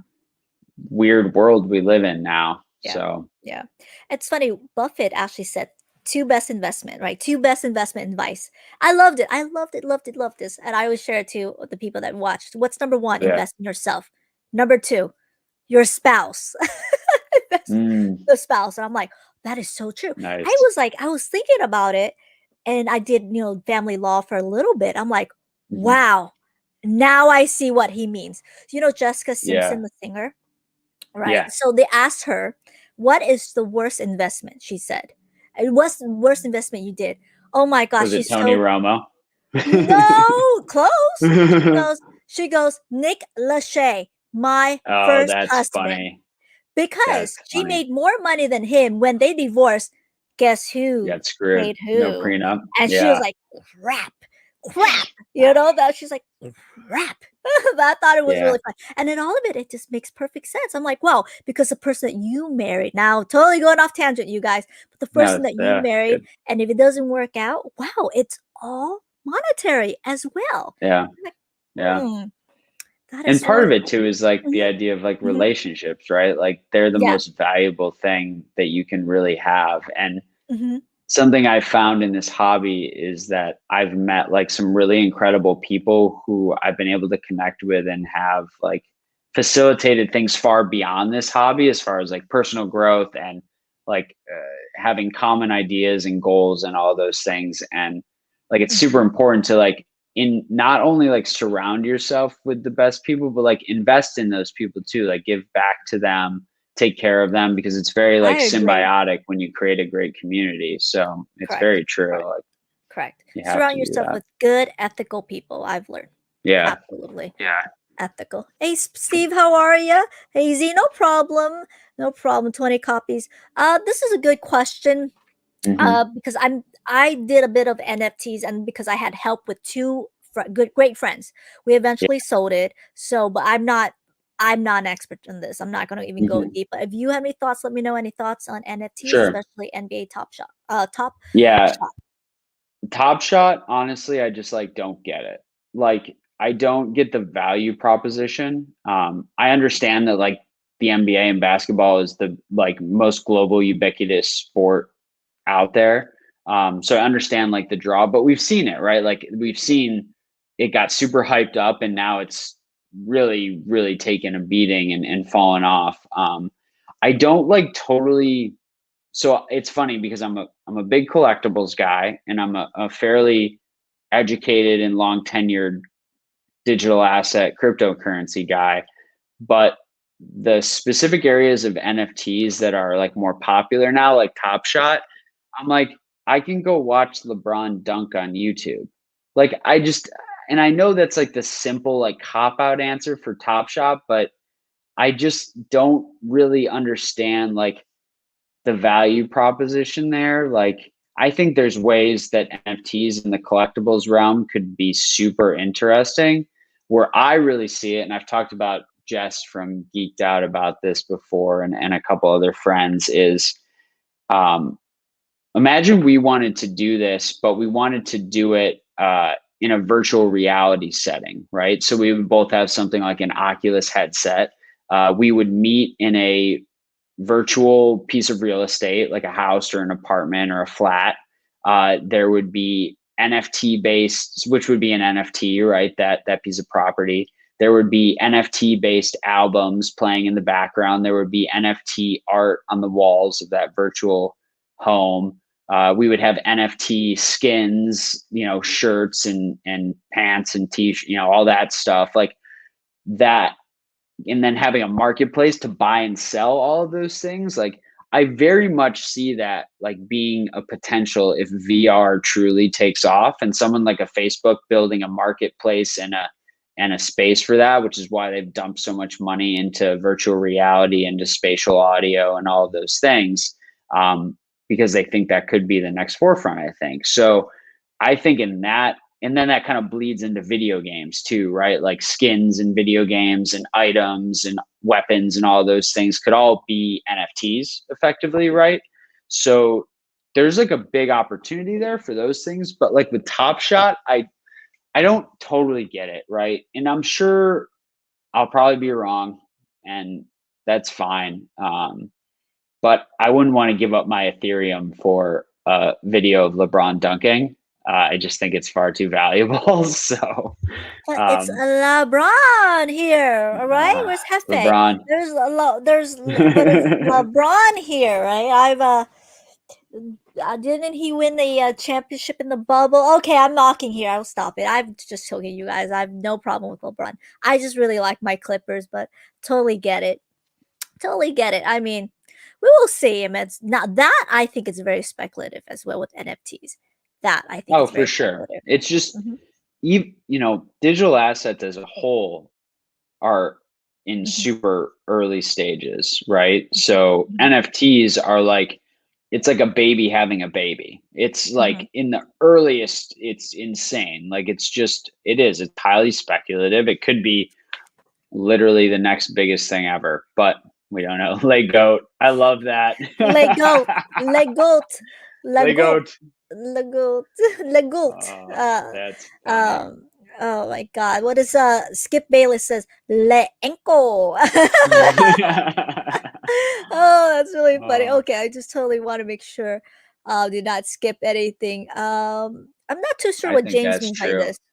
Oh, a A lot of lot. brokers adding to. Yeah, I think so. Um,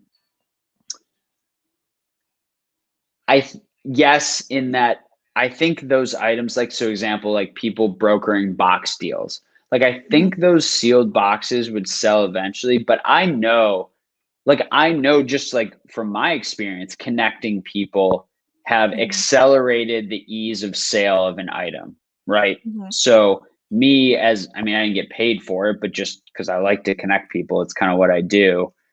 Um, I think it's a very good habit to have is connecting people for their mutual benefit out of the goodness of your heart can lead to very good things in the future, right? So give it away a little bit because it'll come back to you. But I think like just doing that, like if your definition of liquidity is effectively how fast and easily can you sell it, then yeah, absolutely. I mean, that's what a broker is there for. They're there to provide liquidity to the market space, and yeah, I mean, those boxes would probably sell, but it could take someone 5 years, and now like that, it got sold because it's it's just helping the demand meet the supply. That's all it is. So Correct. yeah, I think so. Correct. Correct. Well, There's high-end another person just this took me one. when they hit four figures because of anxiety, and then some people just don't want to cooperate.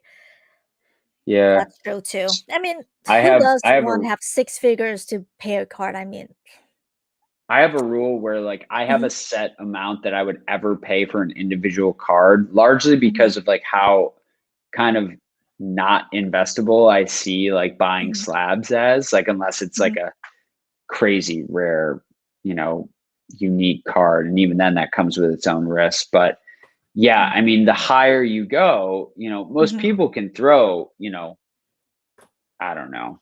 Most people who have the discretionary income to be in this hobby can throw 20, $30 at I don't know, like a PSA 9 unlimited mhm. common slab, right? But when you're talking about 1,000, 2,000, $10,000 for a single slab, like the buyer pool really shrinks for that. I And agree. people Yeah. make mistakes, like we Mhm, saw it with, there's a lot there, but I talked about it in one of my videos with the Top Sun Charizard. Like yeah. there can be a lot of fear and anxiety even at those high levels of dollars, and people just let it go to get rid of it and try to recoup something back. So I Yeah. honestly, personally, I'll just say I wouldn't want to buy a card for more than $500 ever. Like it just for me personally and my risk profile, that's like about my threshold, because I think about if I was going to put that money into the hobby, I could probably buy something sealed instead that made more sense. And that's just kind of that's like my kind of personal discipline I've come to the realization of, especially now with how just insane things have been. It just makes me uneasy to throw a lot of money at a card like that. And that's just me personally. It's just, No, I completely understand. I'm, There's a trust level. I think mine's 1,000, and that's like really pushing it. But you got to yeah, keep in mind that I bought all these cards back then when they were like penny on the dollars. yeah, That's the yeah. thing. And It's I've basically got free. yeah. So we're gonna talk more because I have a lot of things to talk to you about. And I really Yeah. thought that that what we had offline was a great conversation. But I don't want to ignore the comments. So any Yeah. recommendation on investing slash finance book? Oh, that's a good question. Yeah. There's, let me see, is my live? I've got some over there. Intelligent Investor by Ben Graham is a great one. Let me see if I got anything else over here. I would start there. I'm just seeing if I have so many bookshelves. I ran away, but yeah, Intelligent Investor by Ben Graham is a great book to start. I would start there. So No problem. Basically, digital has 98 degrees. Drew from 98 degrees was pretty attractive. Okay, I'm going off topic. I think the fact that you own would own an NBA clip would be the same. It says, "Why would I buy a Pokemon card when I Google the image?" yeah, I get that. Mhm, But when I own like a slab, mhm, and let me try to see how I want to say this. Like when I own this card, right? It has a specific, kind of like an NFT, has a specific unique identifier, right? The certification number. No one else at the same exact time can hold this physical slab, but with an NFT, I can just go on YouTube and watch literally the exact same thing. Now, yes, you own it, but like it doesn't have a physical presence at all. And that's what I think makes it more difficult for me from like a collectible standpoint. Like if it was a unique, like, I don't know, if Pokemon made like cards that were only available as like in a digital binder or whatever, like that seems a little different because it is like truly unique. And the thing with NFTs is hard is like even like NFT art, like you can change a couple pixels and then it's no longer like it can be a new one effectively, right? Like so like how unique really is it? I don't know. It's just I struggle with it. I do. And I love digital assets. Like I think blockchain technology is amazing. Like I am a pretty bullish person when it comes to blockchain and crypto and mhm. specifically Bitcoin and Ethereum, but among others. But yeah, I don't know. Yeah. I just Sorry, this question NFTs, I'm out. So hopefully that answered your question, Yangi. But how important is branding when it comes to selling? Oh, that's a good question. oh, I think it's super important. And by that I'm like mean like having built a following and an identity and people knowing what you stand for Hmm. and who you are and Hmm. like it's really hard to like just go as a random person and go like set up an eBay store and Hmm. sell into an illiquid market, right? Like Yeah. you could do that last year, like into the fall hype and into kind of Christmas time, like because if you weren't able to sell then, you could basically never. But I think that's why guys exist like these auction houses, like Travis, like PWCC, because the brand attracts buyers. Like it's very simple. They trust and know that brand and they will buy from them. It Exactly. doesn't Like going matter if the twice. card, Hmm. right? Yeah, Hmm. it doesn't matter if Hmm. going twice, it doesn't matter if they graded the card themselves or they bought it from someone. The person buying it on the other end from them just knows it's coming from them and they trust them because they've built a rapport with them. So I think it's incredibly important, you know, Yeah, that's for very guys like true. Squeaks or Mason or Oh whoever, yeah, like with it, absolutely. it's just like you buy from people you like, right? Hmm. Not just that Hmm. you trust, but like, and Hmm. sometimes people are willing to like pay up to buy from someone they like because it's like I Yeah. know, for Oh, example, absolutely. I have a guy who um his prices on sealed product have always been fair but a bit above market. but I know they are without a shadow of a doubt 100% legit and of the utmost quality, and I'm willing to buy them from him all day long Oh yeah. before anyone Oh, I else, have, because of yeah. the relationship we have hmm and because of the hmm quality of character and the hmm quality of product. Correct. And I have Simple. people that you know, email me. And I get a lot of emails. I apologize, you guys. I'm terrible at emails. I don't even reply to work emails. That's how bad I am sometimes, okay? But that's how bad I am sometimes. So I'm terrible, terrible, terrible with emails and Instagram. I'm just terrible with it. But I get a lot of people that say, "Hey, do you want to sell this and this and that?" And I was like, "Well, why don't you just buy on eBay?" They're like, "Well, I don't trust eBay. Well, I want to buy from you." And I'm like, "Oh, that's Mhm. really sweet." But there's also people that I said, "Look, I need this box in a great minty condition." And I just ask a couple of my friends. They'll be like, "Okay, find it for you. Thank Yeah. you." And or they go, "I have it." And I trust them and I'm willing to pay a little bit hmm of a higher price because I trust my friends. Like I bought it's I like I guess I'll disclose this, but I'm buying the Cast Me Out whole Japanese collection. So, and Wow. yeah, yeah, I bought all of her black and white. And again, not dissing black and white, but she was like, "Black and white's first to go, guys." So I bought her black and white, I bought about 30 complete sets, and I'm buying now Wizard of the Coast. She's making a video and all that list. So I'm pretty excited. Oops, sorry. And That's amazing. she is giving me a pretty nice cute little discount. I get cute, not cute, but she is a great friend. And she said, "I can trust you." And I said, "Oh, absolutely.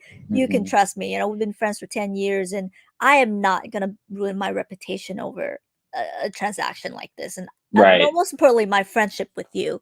So I'm pretty excited for that. That means That's I would have amazing. an almost complete set of English, except, the high end promos, but all of the releases in English and Japanese. I'm pretty excited. You're chasing Dave, Dave Dave, no, Persian. Dave, there's no way. I am in talks with him to get a nice minty undaunted box. That's what I'm waiting for. Ooh, So I really love Dave. Uncle Dave is exciting. amazing. King Pokemon. Oh, it's Yeah. really interesting.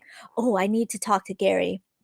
What is your favorite cryptocurrency to invest in? This is such a financial Oh advice. Do God, I you can't want to shoot answer for that. it? I can't Okay, answer no that. Do your problem. own research. Do you invest in other cards outside Pokemon or Fortnite sports? Oh, that's a good question. I think this is an okay question. I think. Hopefully, not Well, too much for our um, financial advice, but yeah, I would say invest being the key word. I have put a couple random things away just because mostly sealed. Um, I have a thesis around Harry Potter a little bit. I don't know if it'll play out, but I have put some of those boosters away and I have a blister there and I've got a sealed box over there. I have some Fortnite packs. I have some old Weiss Schwartz Sword Art Online packs. Um, or just because it was really, really low dollar value, low risk to buy that and just put it in my safe and not worry about it. Um, Sports cards, I would say more like sports memorabilia. So I've kept very specific items in my collection. I've been selling others around certain players that I've had. Um, so I guess you could consider that an investment, but um, actively not really. I'm more just trying to like enjoy other IPs, right? So like the Weiss Schwartz cards I pre-ordered. I just bought like the other day I bought some Power Rangers cards and I opened them because I thought that was kind of cool. Just like fun things here and there. But from an investment standpoint, no, um I really I only have so much capacity, right? Like I've seen things and trends, like stuff around Naruto, for example, got really interesting, and Squeaks knows a ton about that, who was in here. And I can only focus on so many things. Like I have a lot going on in my life, and I have, from an investing standpoint, I have a lot of areas that I can better put capital to use for from an investment standpoint, right? Like I do on the side, I consult with startups and help them raise money. And do their financial projections and all of those things. So me, like, for example, I thought about it. I almost bought Wizards of the Coast box recently in the past like month or two. I was very close to pulling the trigger on it on a Japanese box. Beautiful, beautiful box. Was really excited about it, but I thought about the money that was going to cost me and what it was going to do to the capital I had available. And I was just thinking about yes, that could be a great investment. And 10 years from now, it could look awesome, but it also could be a crazy bubble that really bursts hard. So I thought about the things I could do with that capital, and I decided to put it elsewhere.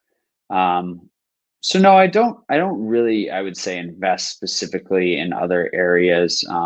Largely a function of I collect what I love. Like, another point I would make is that I only, like, even if I buy a card with the intention of probably selling it, whether it's been a raw one that I'm grading or a slab that I might let go down the road, I don't buy things that I don't like, right? So an example, like in the finance world, is that like I don't like when all this stuff happened with GameStop or with these alternate what coins in crypto land, like I don't really like or care to make money like that because I just don't care about it that much. And that's just my prerogative, I guess. And I don't know, I probably just am naive for doing that. But so when it comes to like collectibles, like I'm not going to, like, Fortnite's a good example. Like, I bought a couple packs of Series 2, but like I know nothing about Fortnite. I've never played the game. I never Ask will play the Jessica. game. Yes, Jess, she knows. She did it right. But like I only have so much headspace for so many things in the collectibles realm, and I just like to collect things I love, right? I love Pokemon. I love Harry Potter. I love anime. That's like more than enough for me to focus on just from an enjoyment standpoint, let alone like where I'm putting capital that I think actually can like earn a return over time. So yeah, it's I probably could do well if I spent more time on it, but you pick and choose the areas you want to spend, your time on. And we've got, Pokegal, we've got demanding careers that take a lot of our time, and Did. Yeah, I try completely to. understand. I do. Do I you get collect it. anything else? Are there any other TCGs or areas you're really passionate about or collect or invest in? I collect a lot of games. I view guys. Yeah. This is. I'm a bit of a neat freak. I will admit it. But this side, I mean, you guys get the nice angle, okay? Except my face in it. But other than that is a pretty nice angle. But on this side, there's a pretty nice game collection that I do have. I admit I'm a bit of a hoarder when it comes to things that I Mm, like, and I think I with games I can't throw things away. I mean, I'm very yeah. sentimental, so I have all the Super Nintendos, all the Wow. everything. Yeah, it's sitting there. Though maybe one day I will show this side. But I have showed some of my That's Game cool. Boys of the Pokemon that I have. So I do other cards that I do collect, the Simpsons here and there. I do Mm, like Sailor Moon, but I'm not actively collecting. I mm, like the art and I do it, but I'm not actively collecting. But I do want to, and I've said on the stream multiple times, I do have capital to perhaps buy a little bit more, but I'm hoping to buy property. That is what my goal nice. is. I think that's a Very better cool. investment, because I really think at the end of the day, do people want a Charizard or do they want a roof on their head? I'll probably pick, Right. yeah, It's probably pick all, the it's latter. just about like, it's about like percentage of net worth allocation, right? Like Yeah, you can't just dump all your money into like collectibles and Pokemon and all these things. Like it has to like be within reason, especially when there's just correct, such an insane hype period around it, right? correct. So, Hmm. it's the same way I look at like how we talk about to people with like digital Hmm. assets, like with crypto. Like you Hmm. kind of think about it like, okay, if you put 1% of your net worth in it and it goes to zero, that's not going to like destroy your life. But if it like 10x's, that's pretty meaningful. So you just have to like kind of weigh that risk reward of how much like of your net worth you're tying up in these different areas. So I know for me, like the only reason I can like really dabble in something like Pokemon, either from a quote unquote investing or just an enjoyment standpoint, is because I've got cash savings built up. I've got substantial investment assets that I've accrued over many years, whether it's retirement or after Correct. tax. I have different income streams and opportunities. Correct. And I know, like, at the end of the day, like, I have like kind of an entrepreneurial, like, investor mindset where I know I can always make something of myself, even if I totally fall flat. Right. You know, so like, I know that I can always kind of recover or Mhm. take risks because I have different like avenues to go down. So that's Correct. important. Like, if people are like struggling to put food on the table, or if you have credit card debt, or you are, you know, paycheck to paycheck, like the thing it always, and like sometimes I'll tell people like, don't do this. Like, they'll say like, tomorrow is like payday, so I can like buy this card from you. And I'm like maybe you shouldn't. Like, if you need to wait for payday for like to buy $100 card from me, you probably shouldn't be doing that. Like, just wait like 5 years until like you have like money saved up to like spend on these discretionary things. Like, I really worry. The one thing I really worry about the most is that there's a lot of young people throwing money at quote unquote alternative investments, whether it's Bingo. crypto or Pokemon or whatever, and they haven't done the basic blocking and tackling of a savings account, of a Roth IRA, of, you know, funding their 401k through their employer, like all those simple things um, that are like the core, right? And these are just like kind of the satellite esoteric things that we're talking about, right? And that kind of goes back to that idea of like, is it a sliver of your portfolio from like an investment correlation standpoint?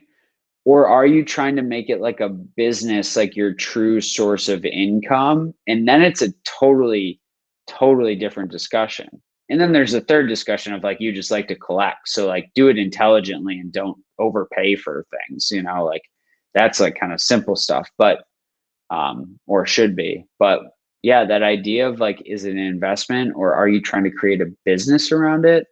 That's that's important, I think, to distinguish, because people are levering themselves. They are putting these hobbies in front of more basic needs. Like, and you might be fine now, right? Like, you might not be paycheck to paycheck. You might be spending money on Pokemon cards whenever you want, but you're still like making a salary and you're paying your rent. You're doing fine, but you're not allowing for like wealth creation via like mathematical compounding on investments.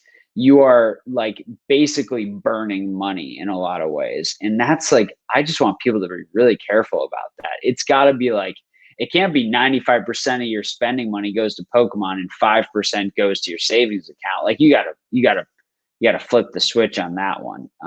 And that's something like I super worry about. Like, there aren't even enough young people with savings accounts and investment accounts, much less like needing to like screw around with Dogecoin and Pokemon cards. Like, I don't know. It worries me a lot, honestly, for a lot of reasons. I do know what you mean. In the end, Pokemon cards, cardboard, luxury goods, right? We Yeah. talked about this, and that's exactly why I showed that post. But you know, again, without deep diving into more financial analysis, I'm just telling people what to spend, like a little bit about what I do. People come to me and says, "Okay, am I going to make money in this?" And I sit there, you know, I work for a bank, so and I sit there and they pay me, and they'll argue with me, and they'll be like, "No, that's wrong. That's wrong." One, I don't think people like to hear the truth, right? And Right. I don't really watch a lot of PokeTubers, but I want to say something about ZNG Emporium. James, Mhm. right? Yeah. Go him for making those videos. I finally start Oh, they're watching the some of the videos. best.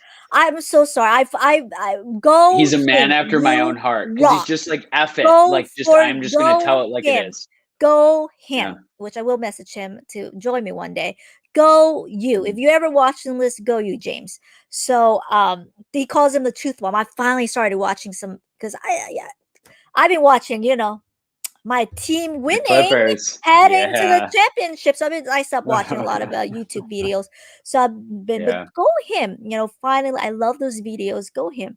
But I think is that people don't want to hear the truth, right? The truth No. doesn't sell. Even though they're paying me, the truth doesn't sell. They don't want to hear. And they hear what they believe. And that's where we come with the bias, right? It's called cat Yeah. bias. Confirmation. And I think people And must think mhm. I hate Pokemon the way I talk about this stuff, Oh, I but was sitting here. They think I'm it's negative, and I'm just crazy. like, Like, okay. it's like being rationally bearish about overinflated asset prices doesn't seem that negative to me. It just seems rational because I can like come on, guy. Like I'll show these guys. Like, I have a lot of Pokemon stuff. Like, I love this hobby. I love freaking Pokemon. Like, it's a huge Sorry, can you do part it of. again? Because I did not expand Oh the yeah. screen. I apologize. So no, it's fine. So like, this is the desk where I do grading, and I keep some of my Like favorite your slabs here. videos. I've got some Harry Potter. Mhm. I've got Pokemon and Harry Potter over there. Some bobbleheads, a little more Pokemon and Harry Potter, and then out in my like living room, I have a lot of my Harry Potter, a lot of sports stuff. My walls are covered with art. I'm a big art guy. I think art's a really interesting area of investing slash collectible store value too, because it's like it's fun because you can kind of like take a risk on like a lesser known artist that might like hit it big someday, but at least at the end of the day, you can like totally enjoy their art.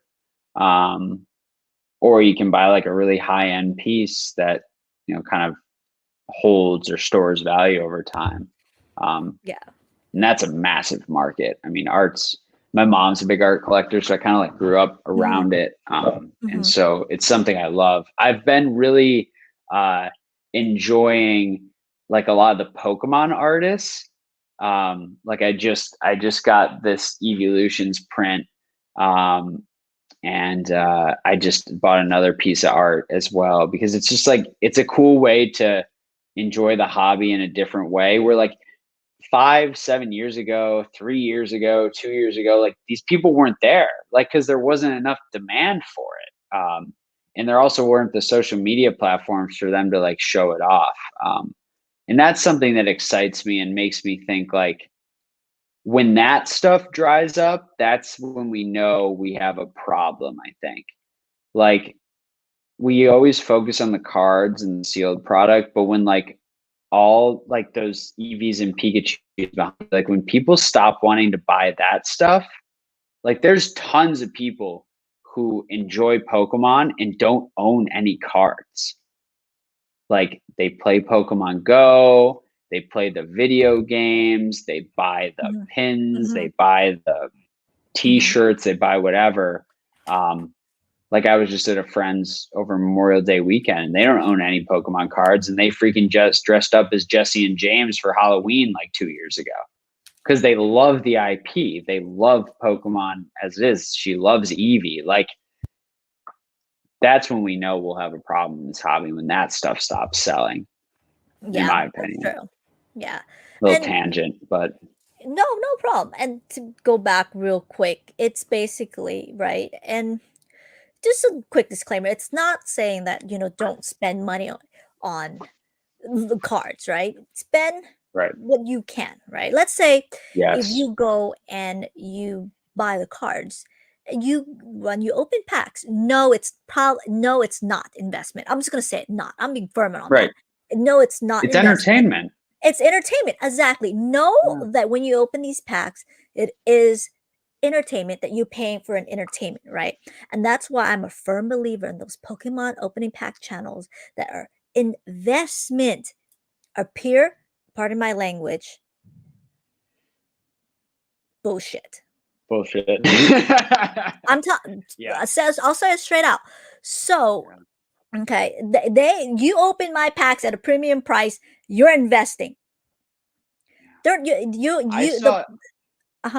saw something very interesting for the first. So there's a specific PokeTuber that I watch and enjoy as a fan, seeing the cards in his openings. He does them weekly. They're quite expensive vintage openings.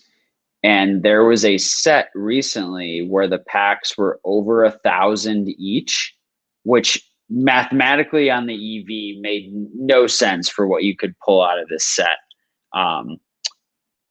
And usually what happens is, like, at the end, basically they go live on the website and they sell out in about a minute, right? I woke up the next morning and into the early morning, and it was still, like, they were still there. Like, there were still 7 or 8 or 10 available for purchase. And I thought that was really interesting because I felt like people were starting to wake up a little bit to the idea that, like, oh, wow, I don't think I should spend $1,000 on someone to rip a vintage pack for me that I don't even get to open myself, that has cards in it that aren't worth like more than like $100 maybe. Good. I'm so excited. Good. That's it. Would be a nice. Okay. And the thing is, I want to talk to you about this, right? And I'm just talking about just financial advice, right? Okay, with the free market. And people were like, when I spoke up against this, they were like, you are nuts. This is the free market. You are nuts. They can do this. $1,000. I said, okay, let me tell you, the free market, if me put in these packs, oh, by the way, you guys, we were giving away, I got a bunch of these packs. We were giving away some of these packs tonight. Nice. Anyways, what I was saying, okay, if I can list this pack, right? I said, you guys, it's out, it's here, $15 a pack, and I list it there. If someone wants to buy from my stream, they want to support it, go ahead. That's the free market, right? I'm listening, I'm not saying anything. But if I coupled it with Chill and Rain is the best set that you can get, I guarantee you open from me, that it's gonna be worth $500. Just hold it in 20 years later, get a PSA 10 that I'm gonna throw out a card. I don't even know that set very well. I'm new. Me neither. Throw me a side God, what's okay, in it? I'll throw it out. Yeah. Okay, Celebi. Yeah. PSA 10 Celebi, guaranteed.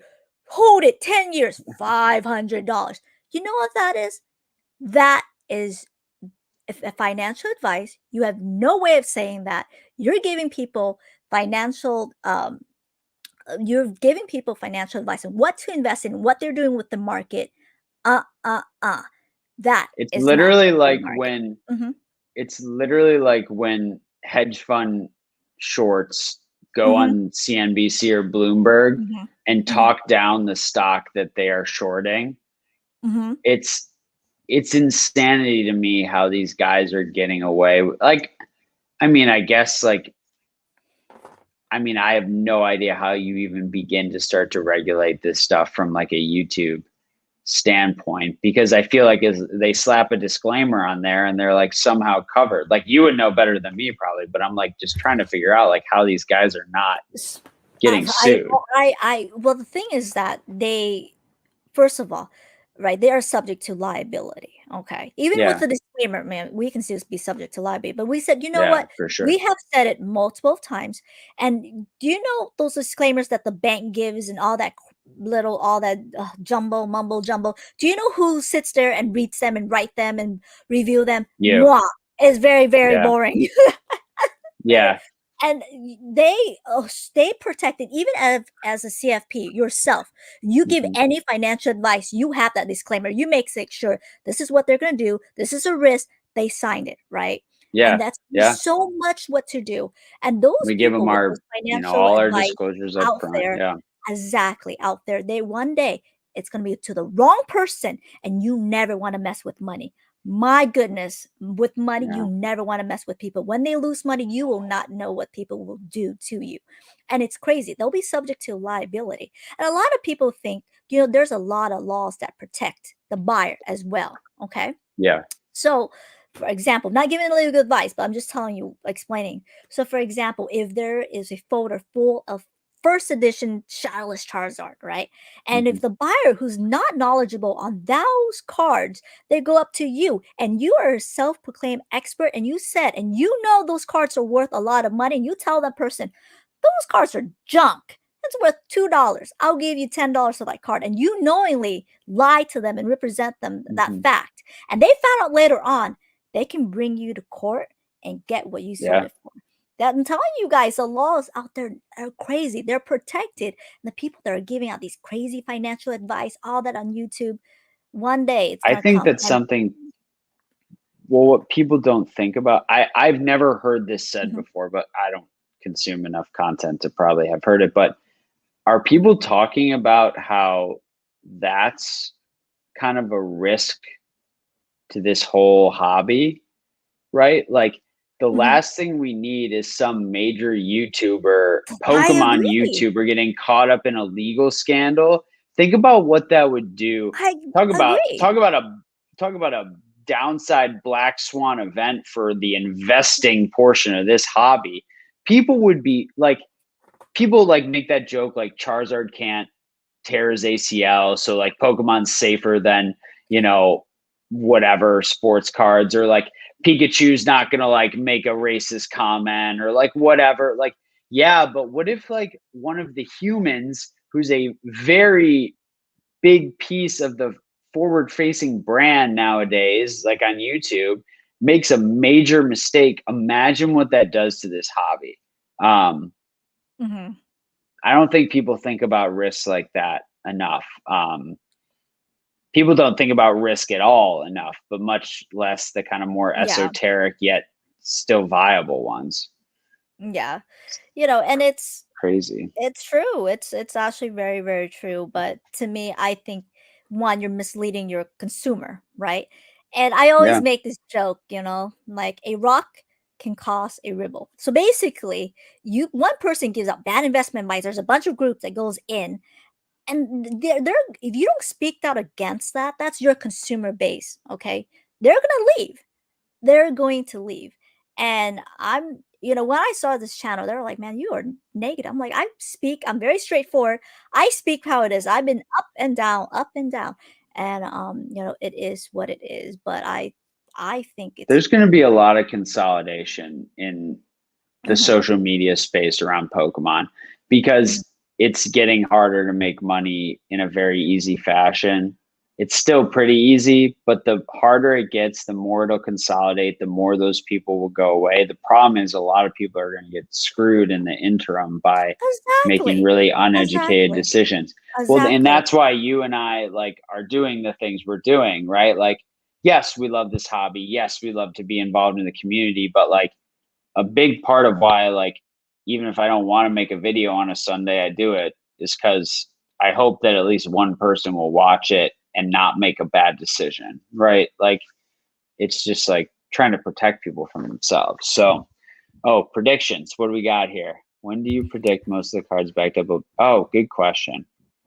I And a do. good, That's a this is a great really good question. question. I'm gonna step out because I need to use the restroom real quick. I'm gonna step Go out for for it. 2 minutes while you answer this, okay? I'll Go be right for it. back. Okay. Thomas. So, this is what I think. I think that there's kind of two camps, right? There's one camp that says as soon as these cards get back, people are just going to flood the market. And there's another side that says people are going to be a little smarter than that and kind of drip it in, drip it in, drip it in. I think it's going to be a little bit of both. I think there's people who are really bad at planning for the amount of capital they were going to need to grade those cards. So they're going to have to fire sale some of the ones that they get back to cover themselves.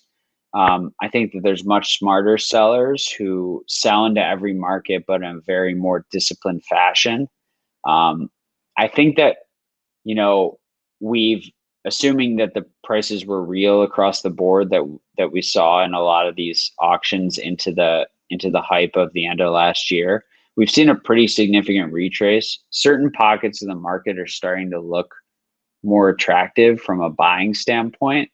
I think it just depends on what area of the market you're talking about, right? Like, how can I say this? So, what I think is that a lot of the slabs that are coming back from grading are not going to be very high on the rating scale, meaning you're going to see a lot of like 3, 4, 5, 6s come back, and those part of populations report, even 7s, really fill out, because I feel like during the hype period of like last October, November, everyone with a shoebox of Pokemon cards in their mom's closet grabbed them and sent them to PSA. And so because of that, I think that there's going to be like a lot of like really low quality slabs that come onto the market.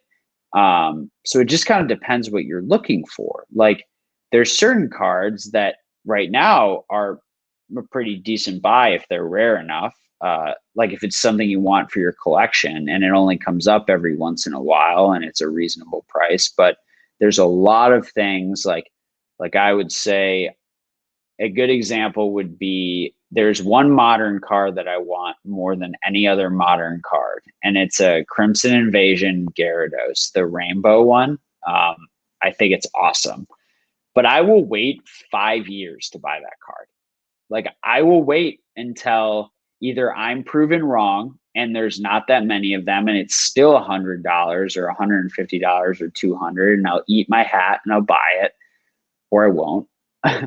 Or I will be right and I will be able to get it for $20 when there's 10,000 of them in the population. So I think it really depends like which part of the market you're looking at and what kind of card you're looking at. So how about you, Pokegal? What do you think?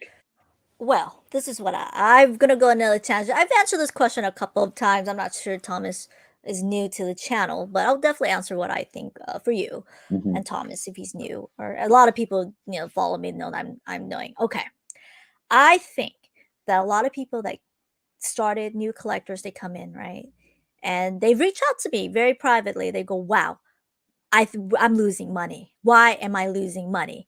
Okay. I'm like, well, did you factor everything? Did you factor the grading cost? Did you factor that perhaps it takes 6 months and a year to get your cards back? No, not really. And I'm like, okay. And I'm like, did you factor perhaps you will get a PSA 9? No. No, they were shocked. Like the cards that they come back, they're like a 9? Like you probably didn't know how hard it is to get a 10, right? They're like, well, I open it pack fresh. I'm like, well, pack fresh doesn't mean it's a 10, right? That's their selling It's nothing. I do think that I think a lot of people overextend themselves with Pokemon. I do. I do Mm-hmm. think that once the slab comes back, and I see it right now, they're gonna sell and they're gonna undercut a lot. And people are trying to undercut everybody. My local Yeah. card shop gave me a call about 2 weeks ago and says, "Look, I got a bunch of people selling their PSA cards, selling their grading cards, CGC mostly. Do you Mm-hmm. think it's a good deal to buy them, and do you think there's a market for it?" I said, "Buy low and sell." The exactly way you do. Yeah, you'll get Yeah. people that'll buy it, right? But you got to know your basic of business, how to perhaps get Right. Because maximize they get the just got to profit. make, Correct, a little exactly. margin, You don't have an right? overhead. Yeah. So They I don't have do. to hit doubles. Oh, They just got to make like oh, a I do 15% think. margin. They'll be Oh, fine. I do think it's gonna be flooded. To me, Yeah. that's my opinion. I do think it's gonna be flooded. I think we're just hitting just a little bit of it. That's gonna keep on going, and that's my honest opinion. Don't get me wrong. I am buying collections. I'm buying here and there, but I have to Mm-hmm. look and be like, if I think that card's gonna go lower, I wait. I Yeah. completely wait. So I've been getting a lot of offers on cards lately, and likewise. I'm Hmm. walking away. Like Yeah. I'm like, at this point in the game, I'm like very hyper focused on very specific items that I want for the Hmm. long term in my collection. Hmm.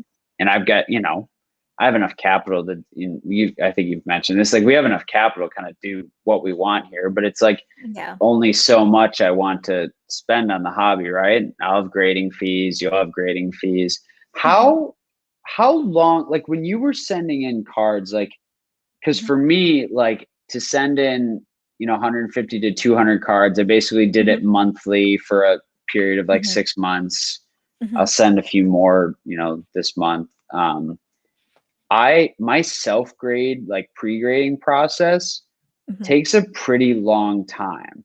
Like I self grade all 4 areas of the card. So Mhm. surface, centering, corners, and edges. I put it all into a spreadsheet that I've got my card cost, my grading cost, which company it went to, what my total Mhm. cost is. And then eventually I'll like put in, what the, potential ROIs could be. And then I, self grade it, to the full grade will be an eight and a Mhm. half, a 9. I'd say I'm pretty harsh on myself just because I'm like an attention to detail person. So I catch Likewise. things with cards. How did you go about grading like that many cards? Like how did you know like how truly mint that many cards are? Like how do you do that? Or do you take the philosophy of like, I know I'm going to hit on enough of these where it's going to like matter or it's going to like move the needle and I'm going to be fine, even if, 10% Gotcha. of them come back sevens or something. Gotcha. So, as I said, back then I collected for a while. It was way before Hmm. for 20 something years. I bought these cards Yeah. back Yeah. then, and I had the luxury to sit there and like look at the cards. When I buy them initially, I'm like, this card's bad. I'm not taking them, right? Yeah. It's only $5. Nope, not buying it, right? So I had the luxury to be extremely nitpicky. So a lot of the cards that I sent are pretty nice shape, right? I'm sure Right. some of it are OC, some of it's not, but I'm very, very picky. I'm pretty sure the people that watch me on the Hmm. stream, I'm like, damage. And that's a scratch damage. So I'm pretty, pretty nitpicky. But regardless of Yeah. what I send it in or not, I told I'm going twice, and they did said it too. I will most likely make a profit, right? Because I got Yeah. those cards back Because your then cost way basis then. is so low. It's Exactly. entry So, point. Yeah. exactly. Exactly. Yeah. Regardless. And I did it by Like about I don't, for 200. me, I Uh-huh. wouldn't send Mhm. anything in. And I wouldn't send anything in for me personally, unless Mhm. whether I was going to sell it or it was for me, that I didn't feel Mhm. like I could break even to like what that card would probably be worth. Mhm. Like, if I could just buy it on the Yeah. market as a slab, right? Like Yeah. I mean, I like to have Exactly. a lot more upside than that, but like at least that's like a little margin of safety. But Mhm. to your point, sorry to Exactly. interrupt you, but yeah, Oh, no, that's no, how not I at think. all. So No, not at all. And I also wanted to think about, okay, so that's me. I'm very lucky on that point because I got these cards back hmm. then. I'm like, well, I'm Yeah. very picky. I sent it in. Second, I was gonna think, how the hell, apologize again, am I gonna pay for this, right? So Yeah. me and the cat's meow, we were supposed to, submit together, and she has about like Hmm. thousands of cards, and they're excellent shape. She's as picky as I Hmm. am. I don't Hmm. think we'll make I don't even think we'll even make a dent on the PSA 10, but I think we'll probably make a good number of PSA 9. I do think so because I Mm. can look at the card and says I think that can pull a 9.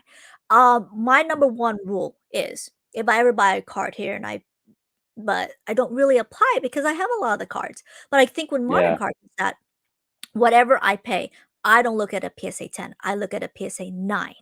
9, right? Oh yeah. It's That's always what I you always look at it one correct, grade below like what you think it correct. could grade, That's what I and look at. that gives you a better. The hard part is like if Mhm, people were doing that like in November and sending cards in, they're mhm, screwed. Because even if they did that with a mhm, margin of safety, mhm, those thinking they were tens could have been nines. Even if they come back, that the prices have fallen so much, there's going to be a mhm. lot of people still underwater, Oh, yeah. Oh, which yeah, is and going to be I think rough. most, I'm using the word most, will be rushed to sell their collection. The people that are Oh, in it for the wrong absolutely. reason, they'll be rushed to sell it. They Um, can't wait to sell those when they get them oh, back. yeah. That's the Oh, yeah. luxury. Like every card I get back, I could sit on them forever. It doesn't matter. Mhm, Like, and like people trying to do this for like that flip, like mhm, again, going to the illiquidity, like this is the friction of the market. The amount of time it takes to go from Exactly. purchasing the card to being Yes. able to even theoretically sell it, Yes. people don't understand how much can change. Like, collectibles are very predictable in the long term, but very unpredictable in the short term.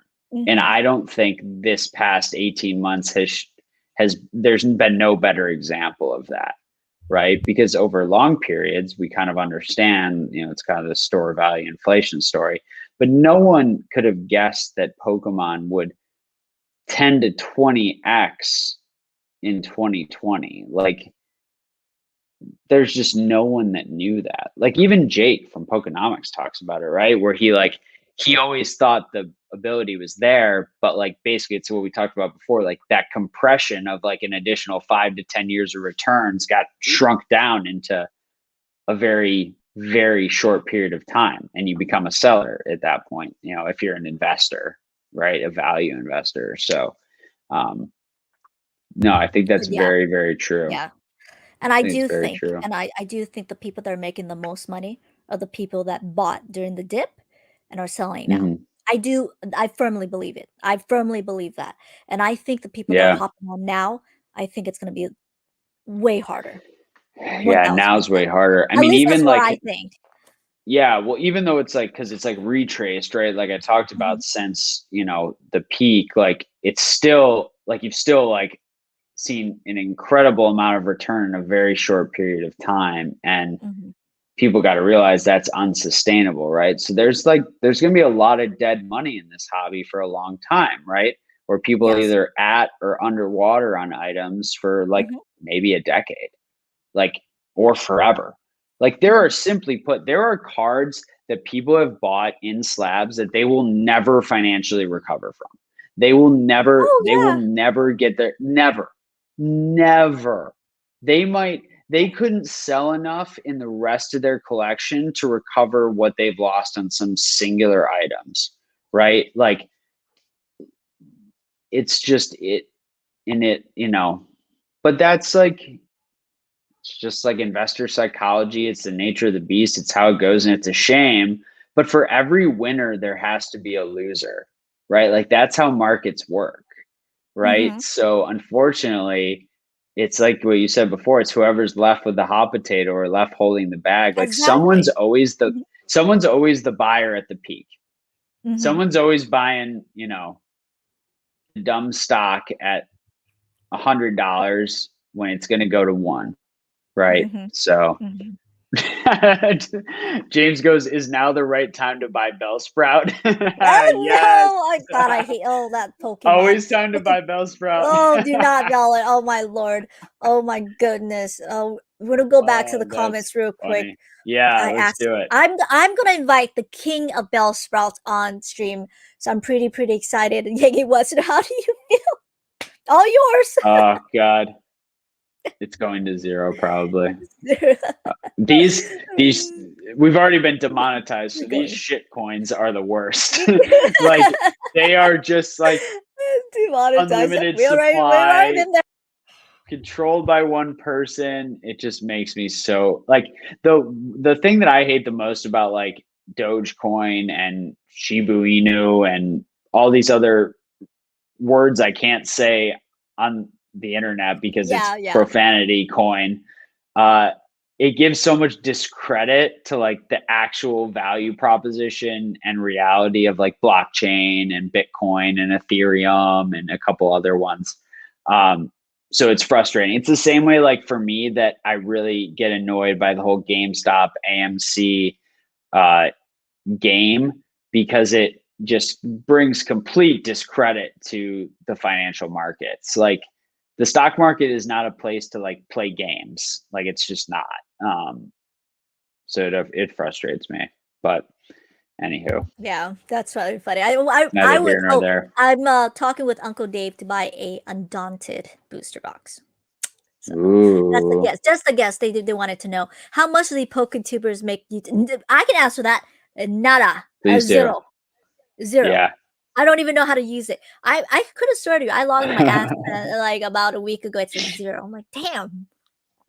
There's something about like, you have to you have to have a certain amount of followers for a sustained amount of time, and then you have to get people to watch videos for a certain like length of time. Like, and I forget what, I don't know. One of my friends who has a channel has talked to me about it. I have a couple guys who I know who are, one guy's like a bigger one, not in the Pokemon world, and he does okay, but not, it's not a lot.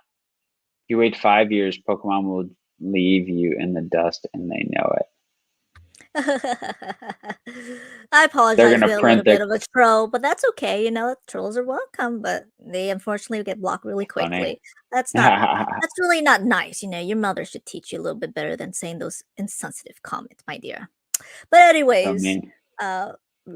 receding. They said this is not a receding hairline. This is actually a widow's peak. But you know, Widow's Peak. a widow's peak. It's really fun. I always make a joke, but you know, it's actually not a receding hairline. It is a widow's peak. But I actually a little bit of a receding, just a tad. But you know, it's the way that I position the my hair. But it's really funny. Oh, hey, Pokemon Classic. How are you doing today? Oh, nice. How What's are going you on? doing today? You guys check out Pokemon's Classic. His channel is excellent. I really like Excellent channel. the exactly. But what are your thoughts if PSA raises the prices significantly when they reopen? Good Then the meter question. will move on the cards that the people did send in because the cost will be higher to grade. Oh, that's a good question. So there's like this. So first of all, I fully believe that when PSA reopens, which I don't know how it's going to be July 1st, but if it is, I don't think there'll be the ability to grade a card for below $50. That's what I think personally. I think those lower tiers might come back, but at the end of the day, if PSA can grade 10 cards at $50 instead of 50 cards at $10, they're going to go with the lower input as long as the demand's there for their service, right? And when the boom starts to wane away, they'll just introduce those lower tiers again, and people will start to fill that gap. That's what I think.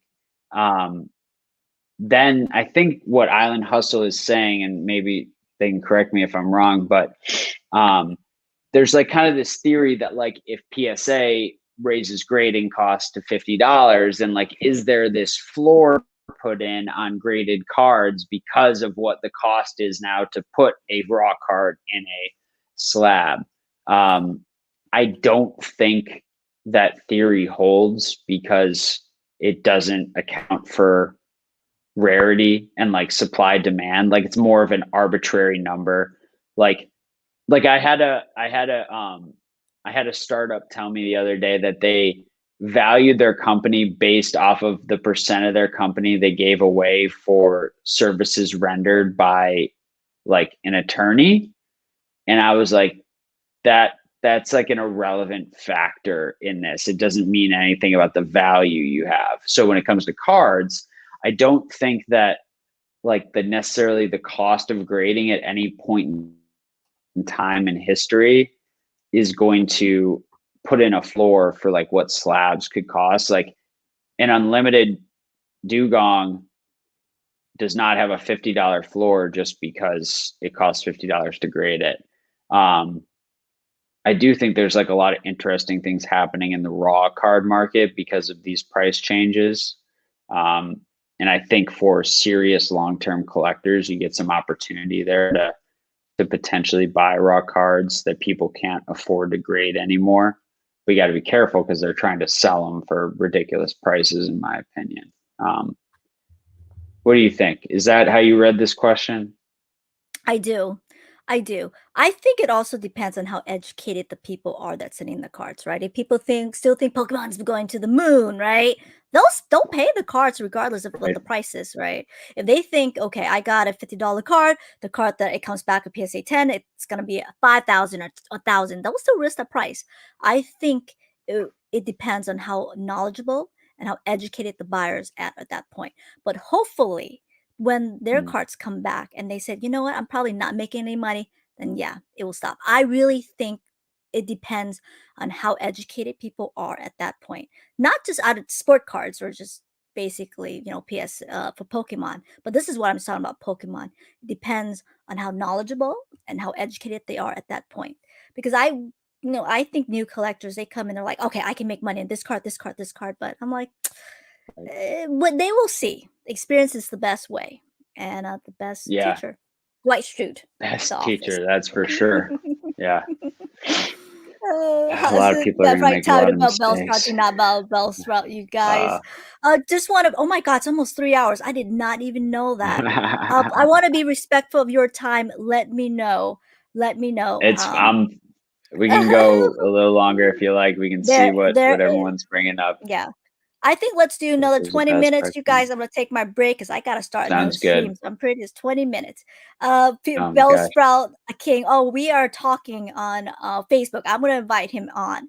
The Bellsprout King. Thank you, Ryan Rush, to introduce me to Bellsprout King. I didn't even know That's awesome. somebody could intentionally like Bellsprout. That's what I meant. I do not like Bellsprout.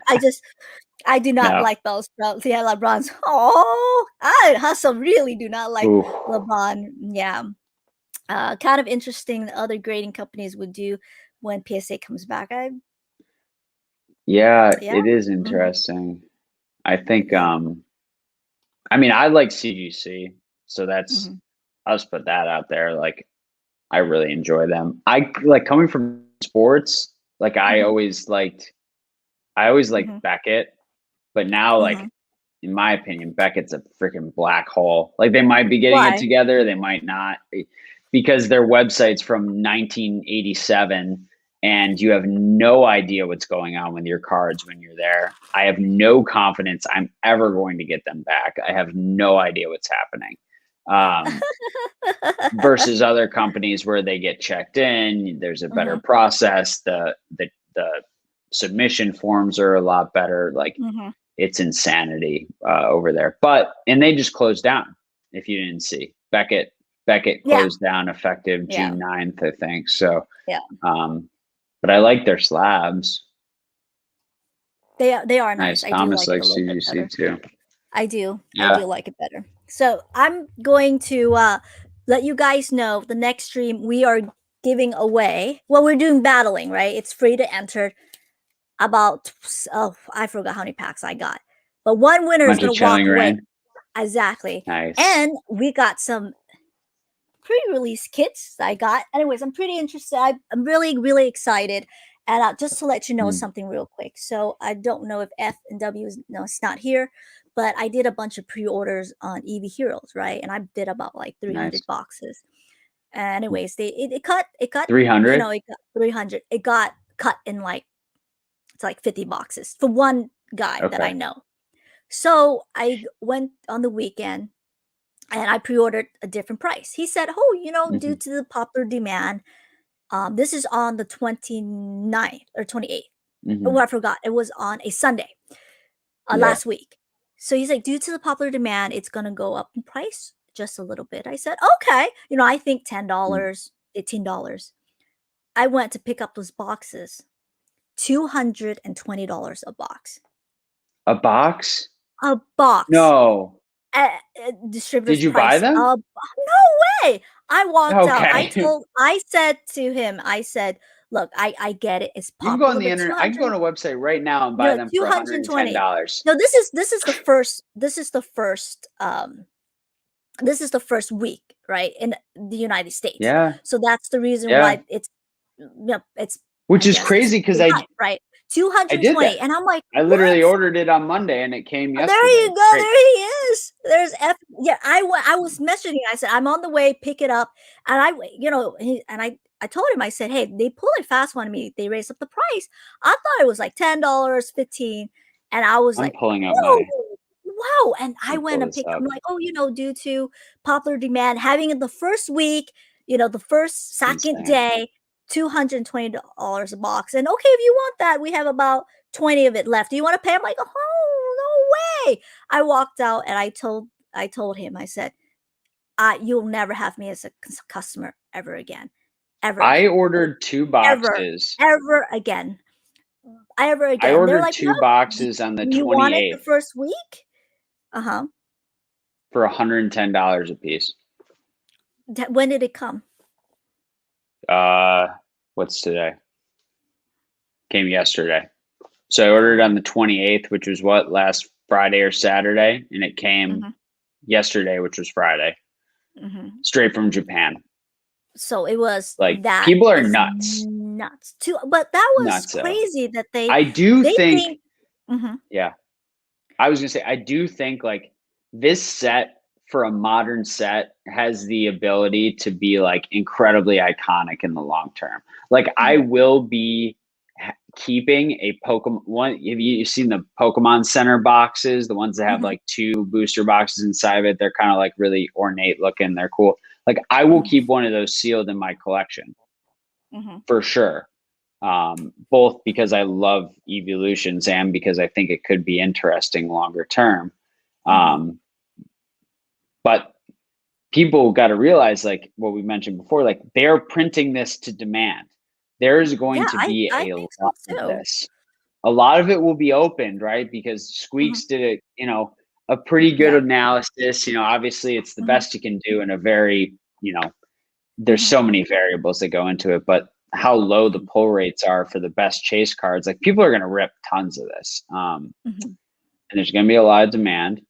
And I think over time, because Eevee is such an iconic Pokemon, it will be very loved, especially from my experience so far. Putting together a binder already has been awesome. Like, the commons are amazing. The VMAXs are amazing. Like, it's a beautiful, like, it's the most I've enjoyed opening something in a really long time. But those prices are insane. Like, people Yeah, got to it was realize, 220. yeah, And they're like, Hefe you is know, you're like a 4 consumer. boxes for 400. Yeah, They're like, StockX probably. but StockX does take a little bit while because they got to send a StockX and get to you. Yeah, But it comes they're from like, well, Japan, and they're yeah, like, but you know what? When you do your box break, your consumer can, pay for it. They can get the first card that's graded. They can sell. I'm like, dude, once PSA's closed, okay, grading companies closed. Like, really?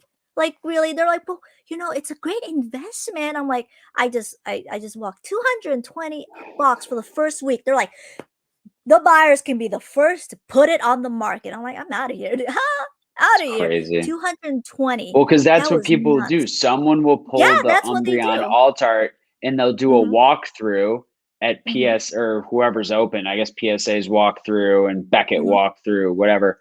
And then they'll put it on the market and charge Mhm. $10,000 for the purse black label or PSA 10, whatever, Umbreon alt art. Yeah. And then the next one will sell for like $500, Mhm. and that person's left holding the bag, and it just goes back Exactly. to irrationality. It's artificial scarcity. That's what it is. It's I artificial thought it was scarcity. nuts, you know. And I said, look, don't get me Crazy. wrong. I'm very transparent when I do my box break. I do tell them I do make a profit, but for 220 Yeah. a box, you got to be kidding. I have to charge like way more. Like, get out of here. I thought it was really No. nuts. But anyways, they eventually called me back, and I said, no, you lost me as a consumer. I'm done. That was a bad one that you've moved. Anyways, you guys, I'm gonna cut the question down to a couple of more, and then I'm gonna set up the giveaway and Nice. pick a hashtag, please. A Ooh. hashtag. Hashtag Eevee. That's it. That's an easy one. Not yet, you guys. Not Yeah. yet. I've learned I have to log in. But before you guys do, before I do, I'm gonna give it to you for final thoughts. Actually, there is a question here. And Oh, let's before get you it. go, let's go here. I know that's very greedy. I agree. Beckett's scary, this membership. Okay, Yeah, there, it's there insane. you go here. While you answer this, I'm gonna set up for the giveaway, okay? Sounds good. Yeah, I mean, that's a fair point. Like,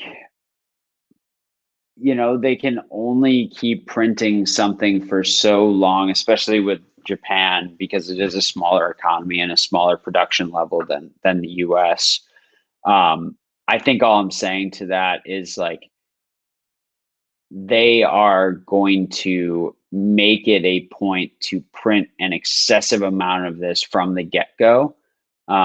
So I just think that the prices that people are paying for these boxes are a little FOMO-y, and I think it's just like important to, be patient. Like, maybe you buy one box at a certain price point and know that, like, hopefully later you can get it lower. Like, just be careful, like, because it sucks to like overpay for something, even if you're enjoying it. Like if it's in your budget, it's okay, but then you have less purchasing power for more down the road, right? If you buy 2 boxes at 150 each, but they go to 100, you could have bought 3. You could have had a whole nother box, right? So you got to be careful with that. The first McDonald's cards and slabs were insane. Yeah, like that made like he who must not be named in the hobby putting out like the first ever graded one. Like that was just so annoying. It's just absolutely awful. Do these trolley cicada? I haven't had the cicada problem yet, but I did hear they're coming back. Highly blessed. Great show, guys. Thank you. I appreciate that. It's been really fun to be here, guys. This is awesome. I've never done a live like this before. It's been super great. Buy the EV rookie card from Jungle. Yeah, first appearance. Jake from Pokenomics is really big on that little first appearance. I pulled that card out of a Japanese jungle pack. I am grading it with Beckett right now. Hopefully it'll come back by 2025 because Beckett's a black hole. But I do like the slabs. I don't know if you guys haven't ever held a Beckett slab. Like it's very thick, very high quality. It makes PSA feel like very flimsy, but I still think CGC is the best of the bunch when it comes to the slabs, and they've upped the quality a lot. So, hey, thank you guys for being here. All right, well, I'm back. Let's go through your final thoughts. All yours. Nice. Wow. Well, look, I would say at the end of the day, first and foremost, above and beyond anything else, collect what you love. Enjoy this hobby, enjoy the things you're passionate about, but remember that it's just you know, it's just a material item, right? So remember that like the experiences you get to have around this, the trips you can take, the travel you can do, the friends you can meet, the relationships you can build in this hobby, they're going to last far beyond any of the items you might have in your collection. So just remember to keep those at the forefront. Treat people really, really well. It will come back to you, I promise. Be kind to people.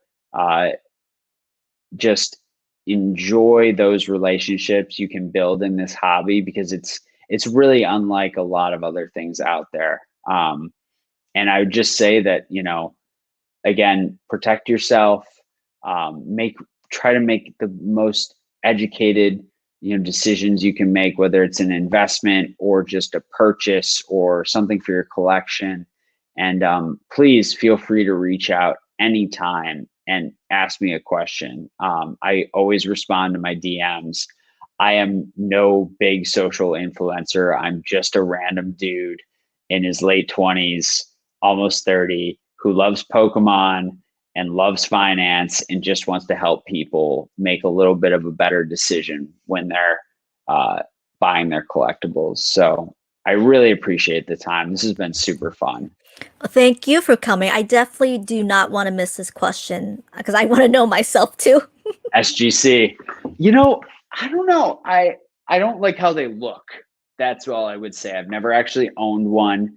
I think one of the Charizards that sold in the late fall, early winter was a CG or SGC Charizard. I thought Pratt bought it. I could be wrong there. That's just something I've always thought, but I just don't like how they look.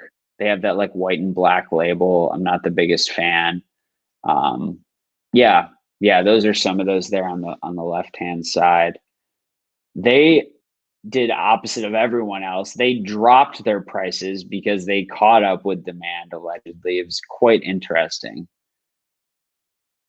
I do kind of, Yeah. I was going to say, I really don't like that Ancient Mew card, but it does kind of look cool in one of those. It does. Yeah, it kind of does. I hate that card. I'm sorry. That's my least favorite card in the entire hobby. Oh, there you go. We'll stop it. Oh, thank you so much for being here, Rock Pokemon. Thank you so much. We're ending it soon, you guys. So this is the giveaway that I'm gonna do that giveaway. So in honor of Evie, let's go. So, okay, you guys, for the next stream, remember, we have, I think these are 21 packs. We're giving this away for the next stream. Okay, so battlers are welcome. You guys got to hop onto the next stream, okay? I got some of these, and it's going to be a Celebi and a full art Celebi, and of course, a cute Japanese Eevee. Okay, you guys, all you do is just Whoever answer wins, it is. What? DM me and I'll throw in one of these too. This is wow, that's so I cool. really like this promo. So Charmander. enjoy this. You can open it if you want, but it's a really cool Charmander. It's a cool Mewtwo coin. So yeah, I'll throw this in too. Just DM me, whoever wins. That is a nice giveaway. All right, you guys, all you do is just to answer, just to type hashtag, hashtag Eevee. Hashtag that's Eevee. That's it, you guys. And let me share my screen real quick. Here we go. Oops, that's the wrong screen. There you go. How many entries do we have? Make sure to spell it correctly. We only have 1 entry so far. Okay. 1 entry. Hashtag Eevee. It's gonna 5. There you go, you guys. Hashtag Eevee. It's shipping anywhere, you guys. It's not a giveaway if you have to pay for shipping. So I'm a firm believer in that. True. Good luck. Hey, Robert, how are you? How are you? F, I still have F. Oh my God, we have Z, we have F and W collectibles. Dima's not here, but I would be shocked if F and W wins again. I still have your winnings, so I need to ship it out on Monday, you guys. So we have how many entries so far? Just 13, 14. We'll give another 10 seconds. Coffee. Woo! I'm so excited for the next stream. I'm gonna go, feed my cats, get them more drink, and we are gonna stream tonight. I wish I had all the time. I sit on this. Oh, it's okay, highly blessed. I still haven't shipped your items. Just to let you know. So I will ship on Monday though. But all right, you guys, I'm gonna give it another 10 more seconds. And you guys, and that's it. Give me your luck. I agree. 10 more seconds, you guys. All right. By the way, thank you so much for doing this. I'm pretty excited. I'm thinking about asking about Pancake to get on. Oh yeah. Good luck. Yeah, that'd be I'm pretty awesome. Excited for that. He's and great. it's all Jessica, and I will be on Jessica's podcast again. I was on there. I guess awesome. Didn't record. I want to be back there. Yeah. I'm pretty excited, you guys. All right, you guys. I caught a lot of it live. Nice. Yeah. Here we go, guys.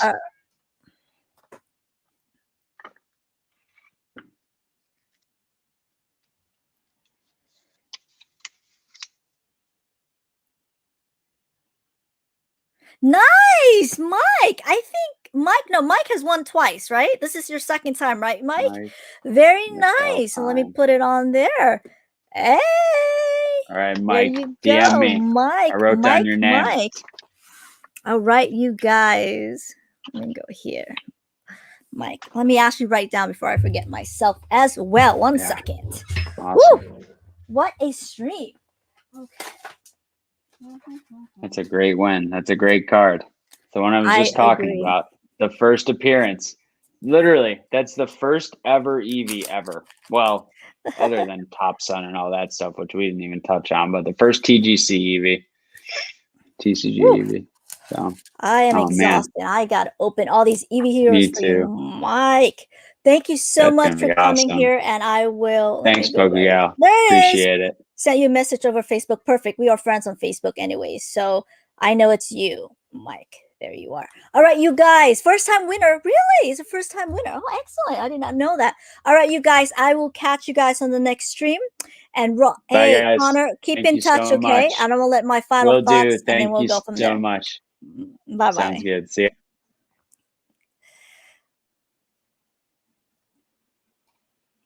Uh-oh. Oh, there it is. Okay, you guys. So we're going to open some Eevee Heroes coming up. I think let's give me about 30 minutes. We'll start at 9:30. I'm going to do the pre-orders first. And whoever doesn't catch on, what? Mike Jones. I have no idea what you guys are talking about. No problem. Thank you, you guys. You guys like it, do like and subscribe. We are going to give away, I think, 21 packs. Well, yeah. That's it. We're going to do that in the next stream, and we're going to do some giveaways, and we got some Leonardo decks. Cool. Give me about 30 minutes. I'll see you guys at 9:30. It's going to be a long stream afterwards. I'll see you guys soon. I think it's an excellent stream. And you guys asked great questions. I really think it was really great to talk to a certified financial planner. Anyways, we always want to end the stream as not legal advice or not financial advice. And just again, all right, you guys, I'll see you guys in 30 minutes, okay? 9:30. Bye, you guys.